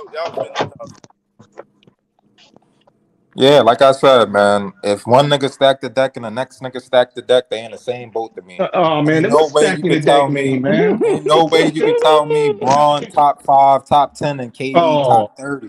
They don't even make logical sense, bro. Yeah, I ain't gonna lie, KD ain't better than LeBron, bro. I ain't gonna lie. I don't even like LeBron, but he ain't better than LeBron. Top 10. Lord have mercy, bro. Oh, come on, he man. in Showtime top 5. He the KD 35 all time. All right, I can be logical. I'm gonna tell you why I got him high. Because I'm looking at everything he have done in his career. I put it all into perspective, from points, not just championships. I'm talking about every single thing. I'm looking at his resume, points, and all this stuff, and his peak, and right now, I got him top 3. But top 3, wow! You went even further than I thought. But in my opinion, he would never be better than Michael Jordan because of what Michael Jordan have done overall. It's a thing. You might as well put him over Michael Jordan. You got him top 3, nigga. He better than Kobe? Don't talk. Oh, no, I don't think he's a better. Listen, I don't think he's a better basketball player. I'm talking about resume. His resume. Who you talking about? Who you talking about? So you got him ranked over Kobe, show. That's what you're saying? Because his resume. That's what I'm talking about. Who? So I'm sorry, bro. Who you saying is over Kobe? I'm talking about his resume is better. Who? LeBron's. Oh man, the LeBron Kobe. Come on, y'all. Let me just say this. That's not even an argument.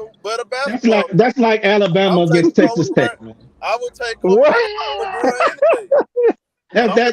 That's Alabama against Mississippi State. Come on, man. What? Oh yeah, that's what, man. Who Mississippi State? LeBron James got 16 victories out of 22 games against Kobe. 1-on-1, he killing them in points, rebounds, and assists. Well, if we go out there, hold on a second. If we go out there, LeBron James saved that organization. The Lakers was in turmoil. Period. That's facts. That ain't no opinion. That's facts. Now be careful saying that. I'm not. Because Kawhi got a winning record over LeBron. Yeah, he sure do.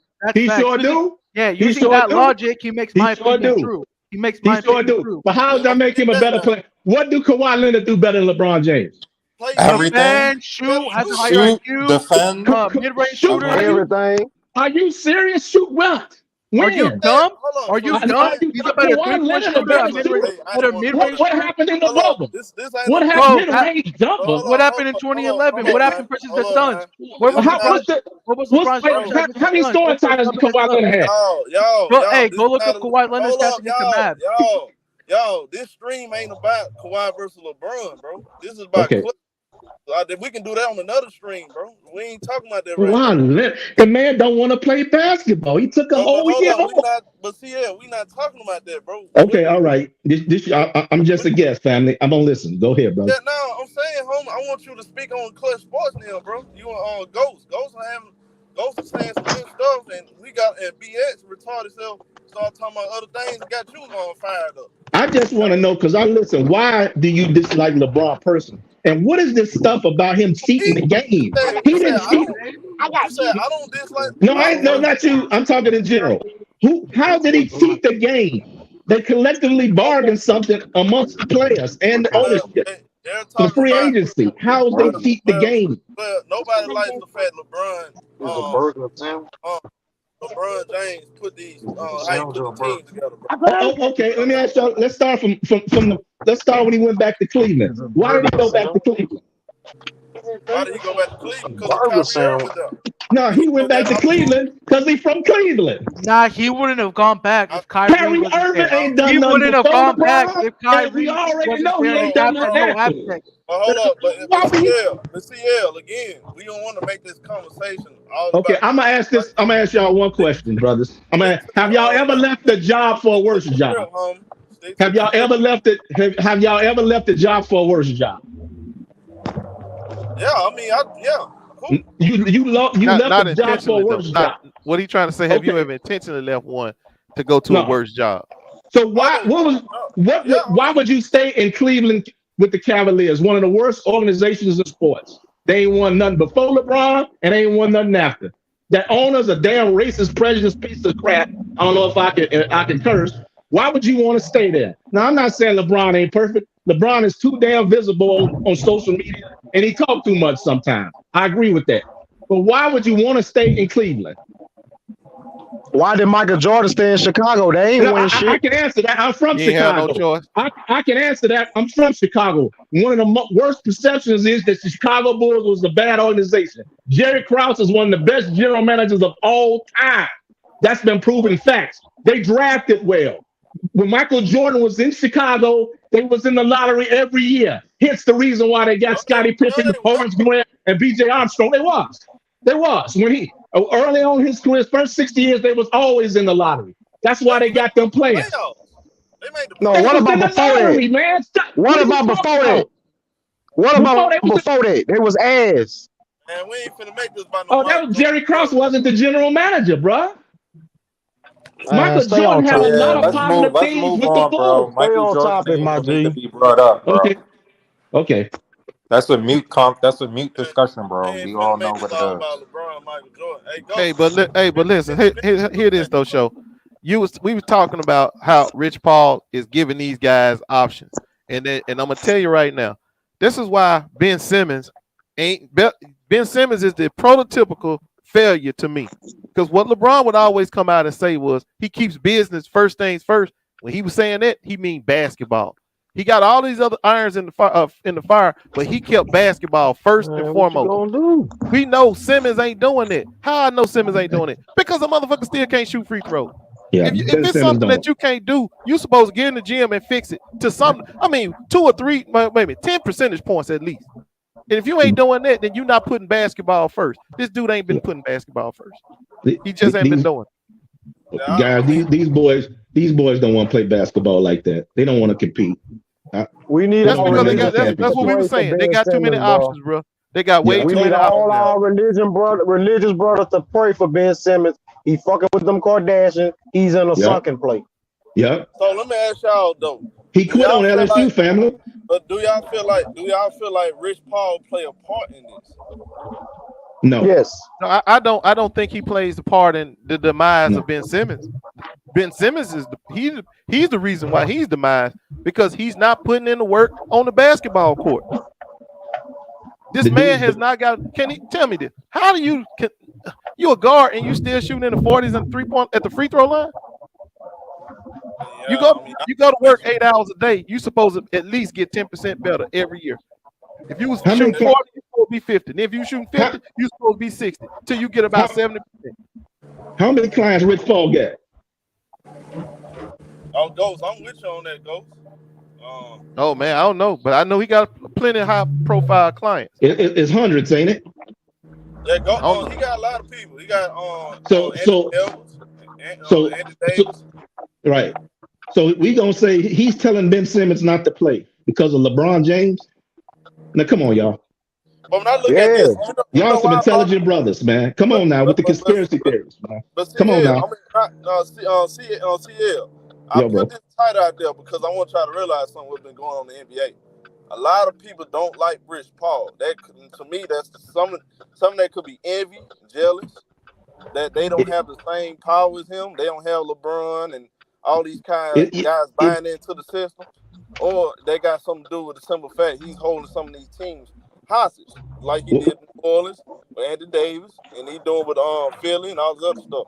But those white agencies do the same thing, y'all. The white agencies do the same thing, and they don't get the vitriol that they do. Y'all know why they do it. They tried to take the man's license for no reason because he didn't have a college education, and that's blatant racism. I do feel like that's nitpicking when they say he don't have a college degree. He shouldn't be. Right. I do feel like that's nitpicking. I think that's envy. That comes from envy to me because you got backstabbers like Robert Pelinka. He's been an agent for years. Yeah. He doing way worse than he did stuff way worse than I heard than Rich Paul. Yep. Yeah, he was a backstabber. That's a good old boys club, and them brothers are in it, and they don't like it. Yeah. So when this LeBron James stuff goes on, first thing they said, it's Rich Paul. They trying to help LeBron James out. I mean, even me, I be feeling like they did that with the Clippers because Marcus Morris was supposed to have been a Clipper before the season started. They didn't even answer. Rich Paul didn't even answer the Clipper phone calls. That's documented. I didn't make that up. That's not a conspiracy, huh? Some of that stuff rises my eyebrows to me. I mean, I thought that was weird. And with the Montrezl Harrell situation, Clippers was trying to get them paid to do a sign a trade. They went in and reneged the whole situation. And I don't know what that's about either. Because the Clippers trying to get something back. It seemed like to me they wasn't trying to help the Clippers make their team better by doing the sign and trade. I don't know what that's about. Certain things look funny to me, but overall, I think Rich Paul is doing a good job. As long as he continue. Now the Nerlens Noel situation, I don't know what really happened with that. That looked weird too. But I don't expect this man to be perfect. You feel what I'm saying? I see more good than bad. Because at least he having a lot of young cats getting paid a lot of money. Yeah. Because the agent's job is just to present the options for the player, including money. Now, what the player want to do, that's on them. Now, if Rich Paul is persuading grown men to stop doing things to the benefit of LeBron James, they need to fire Rich Paul. If there's some proof to that, they need to take him out. Well, if I'm a player and I'm under the umbrella of Klutch Sports, I'm trying to go play with LeBron James because if I'm that good, and I show it on the court, that's going to get me paid. Yeah, being on that stage, got paid. Right? If I'm on the stage with LeBron James and I can perform, that's going to get me paid. But go time. Everybody not trying to see when you play with LeBron. That's a different kind of spotlight. Everybody, most of these guys want to have their own identity. Everybody not gonna play. If I'm one of those guys, so I feel you. If I'm one of those guys, then I ain't gonna want to go play with LeBron James. But if I'm telling my agent, if I'm okay with playing with LeBron because I feel like this is the best way to get eyes on me to get the next check, then okay, I don't see no reason why you shouldn't do that. You should want to be under that spotlight if that's what you're trying to do. But if you're trying to be featured, yeah, you may not want to go play with LeBron James. Hey, brothers. Yeah, a lot of dudes can't take that scrutiny with playing with him. They think that it looks good from a distance, but when it gets to a point, it don't look that good. Anthony Davis is one. But let's talk about THT. It should have worked. I mean, see, THT is one of those players signed with Klutch, playing with LeBron. It could have worked out to his benefit. He could have been rich. He could have been paid if he went out there and performed. THT's terrible. But that's my point. Paid. But he didn't. He didn't go out there and perform. Imagine how much money he would be making. What's up, Joe? He another youngin that don't work on the game. He came with the same game this year. I mean, it is what it is. If you perform, you get the Tristan Thompson treatment. Tristan Thompson went out there and performed. He got paid. Yeah. If you don't, you don't. I mean, what? But that's all you really want is the opportunity. I don't think Tristan Thompson performed up to that level in which he got paid for. I think that the Cavaliers had their arms tied behind their back. LeBron James fucking put a gun to their head, and they signed him for that money, and he got paid. Okay, he earned every dime. Hold on. He earned every dime. Hold the gun to us, said they won a championship, and he earned every dime. I can't believe y'all want to sit there and try to say that Tristan didn't earn that shit. Did you see the finals? Yeah, he earned every penny he deserved. He was a free agent at the time. And he worked his ass off when he was on the court. One thing you can't say was Tristan was lazy. He worked his ass off when he was on the court. Listen, hold on. Lazy or not, he's not worth $90 million. Period. Yes, he is. They paid it. No, he's not. No, he's not. No, he's not. No, he's not. No, he's not. Don't take no money off no black man's table. No, he's not. Don't take no money off no black man's table. Ain't got nothing to do with it, man. Yeah. Facts. What are you talking about, bro? We talking about basketball and what a guy is worth. That's all we talk about. We talk. I mean, you trying to use that reverse racism shit. Man, that's a white boy shit. Ain't no such thing. Let me explain this to you, my man. Let me explain it. $90 million for what he offered on the court. Hold on, bro. I just got the. Hold on, bro. You've been on. My turn. I have no issue with Tristan Thompson getting paid. I have no issue with Rich Paul. I think the owners do the same shit Rich Paul is doing. There's a loophole. They take advantage. Rich Paul's taking advantage. I'm okay with everything y'all saying about Rich Paul and LeBron James. He's supposed to get Jarrison paid. He got Shumpert paid. He got Tristan Thompson paid. He got all these dudes paid. I'm okay with that. All I'm saying is this. Common sense says Tristan Thompson is not worth $90 million. That's all I'm saying. But I'm okay with him getting paid. I'm not against it, but I'm not going to lie and say he's a $90 million fucking basketball player. He's not. But I'm okay.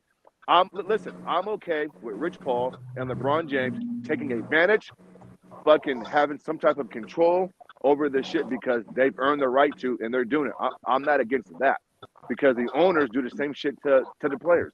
So Rich Paul and LeBron James have a loophole through Klutch Sports, and they're paying all their guys. I'm okay with that. All I'm saying is this, though. Let's not overhype certain guys and say he's worth this and that when we know that's not the case. Like, either you know basketball or you don't, bro. Tristan Thompson is not worth no fucking $90 million. Stop this nonsense. Go ahead, man. Did they have somebody? Hold on. Did they have another center? Did they have another person in mind, in sight that they could? No. Is that the Yeah. No, yeah, it is. It is. It kind of it is. Yes, it is. If you okay, so hold on. Who else could they have paid to come in and do the role that they needed him to do? Watch this then. Why? Oh, come on. After he got that money, then the very next year in the finals, he averaged fucking 5 points and 2 rebounds in the finals. Steph Curry out-rebounded him, averaging 8 rebounds per game in the finals. Tristan Thompson couldn't grab a fucking rebound. So what's your point? I'll wait. No, he was a free agent at the right time. Most people, that's what happens. He was a free agent after them winning the championship. He was an intricate part of. So he had the bargaining side on him. Go ahead. I'm sorry. And he did plenty during the year to earn that contract. But isn't it funny how the very next season he had a complete no-show and couldn't out-rebound a point guard in the finals? I mean, that's not alarming to y'all? There's a lot of athletes that don't deserve their money after they get it, bro. There's a lot. Even more egregious than Tristan Thompson. Yeah, you're right. You probably he ain't worth $90 million. But look down the road, man. There's a lot of players. I've seen players like what that boy name that played for Seattle. I think his name was McIlvain or something. He was a center, the one that ran Sean Kemp out of town. They paid him and didn't want to pay Sean Kemp. That's why Sean Kemp got out of town. Jim McIlvain, that's his name. Man, I've seen them give bums like him millions of dollars instead of paying the Rain Man like they should have paid. Who was the white boy on Atlanta back in the day, the center? Y'all know what I'm talking about. Concat. Yeah. My bad, guys. I got fucking kicked out. Anyways, this isn't even about Tristan Thompson. This is about Rich Paul and LeBron James doing what they're supposed to be doing. I'm not mad at LeBron or Rich Paul because, again, the owners take advantage of the players, and I feel like Rich Paul, LeBron James found a loophole through this fucking agency that they have, and they're doing the exact same shit. We can't be mad about that. Now, are they doing good business? Like fucking, you know what I'm saying? Probably not. But listen, motherfuckers getting paid. You feel me? And like Ghost Town said, if you're a young player and you ain't got that max deal yet, your best bet is to go over to Klutch Sports, let Rich Paul fucking negotiate for you and fucking get the bag because he has a record of fucking doing that. He has a track record of getting dudes paid. So I listen, we can't be mad about that. I'm not mad about that. That's all I'm saying. So I'm with y'all. I'm not against it. Yeah, I'm not against it, bro. Not one bit. Do you think I'm gonna tell you, I had a problem. Simmons? Let me tell you, I had a problem with the other day though, and I was telling the Mookie this too. Man, I had a problem with Stephen A. Smith coming on TV trying to negotiate Kyrie's contract on television. That's what I'm saying. That shit burned me up, bro. He's done that before. He's done that before, though. I mean, when I heard him trying to talk about players, what the Nets need to do with Kyrie as far as paying him, boy, that burned me the hell up. Get out that man's pocket. You ain't got nothing to do with that. It showed what? No. Well, he tried it with Kenyon Martin, and fucking Kenyon Martin checked his ass about that shit. Nigga, don't mention my money. Yeah. Yep. Don't mention my pockets, bro. If the Nets want to give him $250 million, and of course, and tear the team apart, so what? Yeah. He got it. So Ghost Town. So don't you find it hypocritical that he's questioning Kyrie's contract, but he's not questioning the Sixers about to give James Harden a super max deal? Ain't that funny? He didn't mention that though. But see, here's the thing, man. He never need to open his mouth about that. Wait, family. And I'm gonna be honest gonna with give James Harden a super max after what he doing? He don't get it, bro. Well, Stephen A. I don't know why Stephen A. Smith always worry about somebody else's pockets, but soon somebody mentions something about him, he mad. Right. That's true. That's true. Because to me, I'm gonna be honest with you. I don't even believe that. I understand what he's trying to say. If it's basketball on the court, he should be able to say something. Brown, not when it comes to behind, on in the office, back office shit. You gonna shut your mouth at that point. Right. You ain't got nothing to say about that back office shit. Now, if you want to sit there and say something about the way he was playing on the court, that's one thing. But the negotiations in the back office, that's off limits to every reporter in all reporters. I agree with that. I agree with that. 1,000%. He was stepped all the way over the line on that shit. Well, and the players need to come out and check his ass. Everybody need to come out and say something about it to let him know that if you don't shut your fucking mouth, we gonna cut you out. We gonna take all access from you. We're not gonna let you do that to us. You don't dictate our contracts. That's true too. But the players are kind of soft too, though. It's like they just go with the flow. I know. If Kyrie wind up losing some money over this, something need to happen because he ain't got no reason to open his mouth. Hey, y'all, this is a bad. And I don't even like Kyrie. And I'm gonna tell you something. If Kyrie got the power to sit there and negotiate a part-time contract or being a part-time player, and they willing to pay him being a part-time player, that's on them. That's every organization reserved to do business how they want to do business. Stephen A. ain't got nothing to say about it. The owner should be mad at Brooklyn for doing that. The owner should be mad at Brooklyn for allowing that to happen. Because that's going to set a precedent down the road. What do you? Well, I mean, do you plan on seeing like a national pandemic down the road? Because y'all talking as if there wasn't a pandemic and why Kyrie did what he did. Like, come on now. Like, what y'all saying? Man, let me tell you something. Kyrie need me for it, Lord, because they could have fixed that shit real quick. I'm gonna tell you something. All he had to do was get all the players behind him to not take no vaccine, and they'd have changed that shit right on the spot.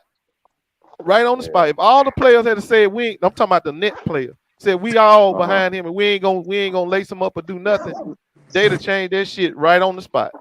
I saw something about. Yeah, I agree with that. Because one team can dictate everything. You know how much damage would be done to the NBA schedule if you got a whole team boycotting? Yeah. Hell yeah. One team can fix all that in a heartbeat. You saw what happened in the bubble when that happened. So if Kyrie had got all his boys behind him, I'm talking about the Nets, the players behind him, and they all said, look, we're not finna do this shit. And took a stand. Trust me, they'd have changed that mandate. They'd have changed it real fast because they ain't losing money. But see, if you all the players ain't on board, see, that's the whole thing about things. I don't want to get too much on soapbox about being on code, but bro, that's why you got to be on code. If you on code, you ain't got to worry about nobody stepping over the line. When it's a strike or some shit like that, you ain't got to worry about nobody stepping on the line. If everybody on code, that's how you get shit done. But when you got half of them pulling one way and half of them going the other, they use that against you. Kyrie could have saved the whole league from that jab. And the reason why he could have done it, because see, he is religious, right? So he has something to stand on, and all other players had to do was just back him up. And the league would have had to change because they've been going against the Constitution if they'd have forced him to do something against his religion. But then again, see, nobody thought that through. Nobody sat there and paid attention to what was really going on. And that's why Kyrie should have had sat his boys down and let them know, hey, we can change this shit. We don't even need the rest of the team, the rest of the league. I saw something about Kyrie Irving promised Brooklyn that he was going to get the jab. He had a point. I don't know how true it is.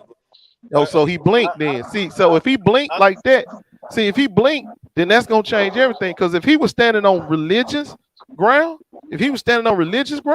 oh, they wouldn't have had a leg to stand on, bro. I still support Kyrie Irving, what he did. I believe in a man or female woman should stand on what they believe. You don't have to change your view of life or your narrative about your life because somebody else feels this. Like God gave us our own bodies, lives, minds, hands, fingers. Control your own narrative. That's why I didn't get mad at him for doing that.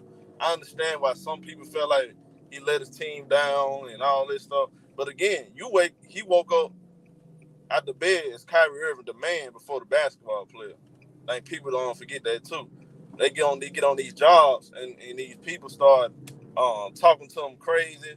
You might work at a job with a man, he just got in position, he talking to you all disrespectful, trying to handle you. But people, they forget you a man first. Before I come put this hat on or put this badge on, I'm a man first. You know, it's all about respect. It's all about respecting other people's opinion and how they feel about stuff. That's why I operate how I operate, bro. Respectful. You know, you gotta be real. You gotta be 10 toes. That's why I respect what Kyrie Irving did, and I still support him for that. You know, I just don't like that path he did though. When he came in the interview, said we didn't play enough games. I don't respect that. Don't make no excuses. Y'all lost. And you only problem I got with the show is I'd have just left the Nets. I want to stop playing basketball. I would have put the Nets on blast. I'd have pushed them in the corner. Either you're gonna let me play or I'm gonna leave. And we're gonna see how bad you want me or not want me. That's what I would have done. That's what I would do with any company that I'm working for that I got a problem with their policy. But if they got a policy, notice I said policy, not law. If they got a policy, because that's what policy was. It wasn't law that he couldn't play. It was a policy that he couldn't play.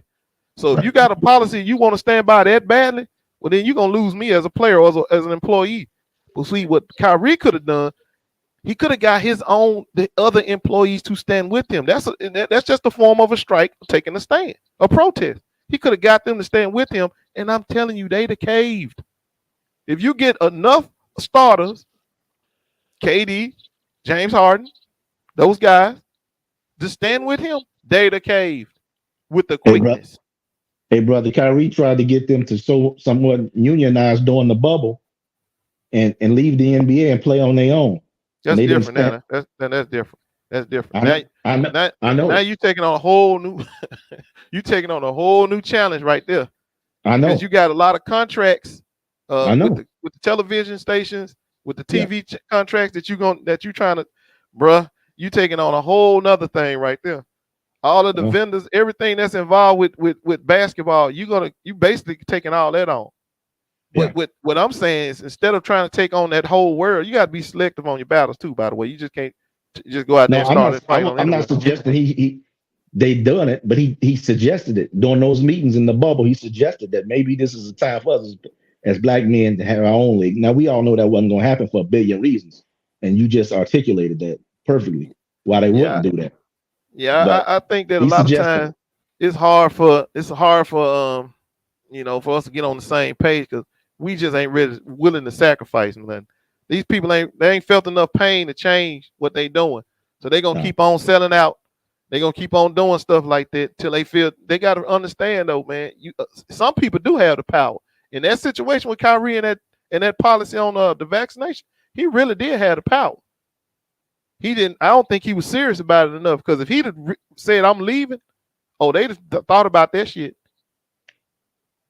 They'd have thought about that and took KD with him and James Harden with him. They'd have got off that. Because eventually that's what they did, right? That's exactly what they did. He could have just pushed that timetable up. But look, I'm about to holler. I'm gonna jump out of here. Got to give me something to eat, man. Hard day at work. But I heard y'all chopping it up, man. That was a real good topic. Keep it up, man. Keep coming up with them good topics like that. Oh yeah, for sure. Yeah, all right, man. Y'all hold it down. All right, appreciate it.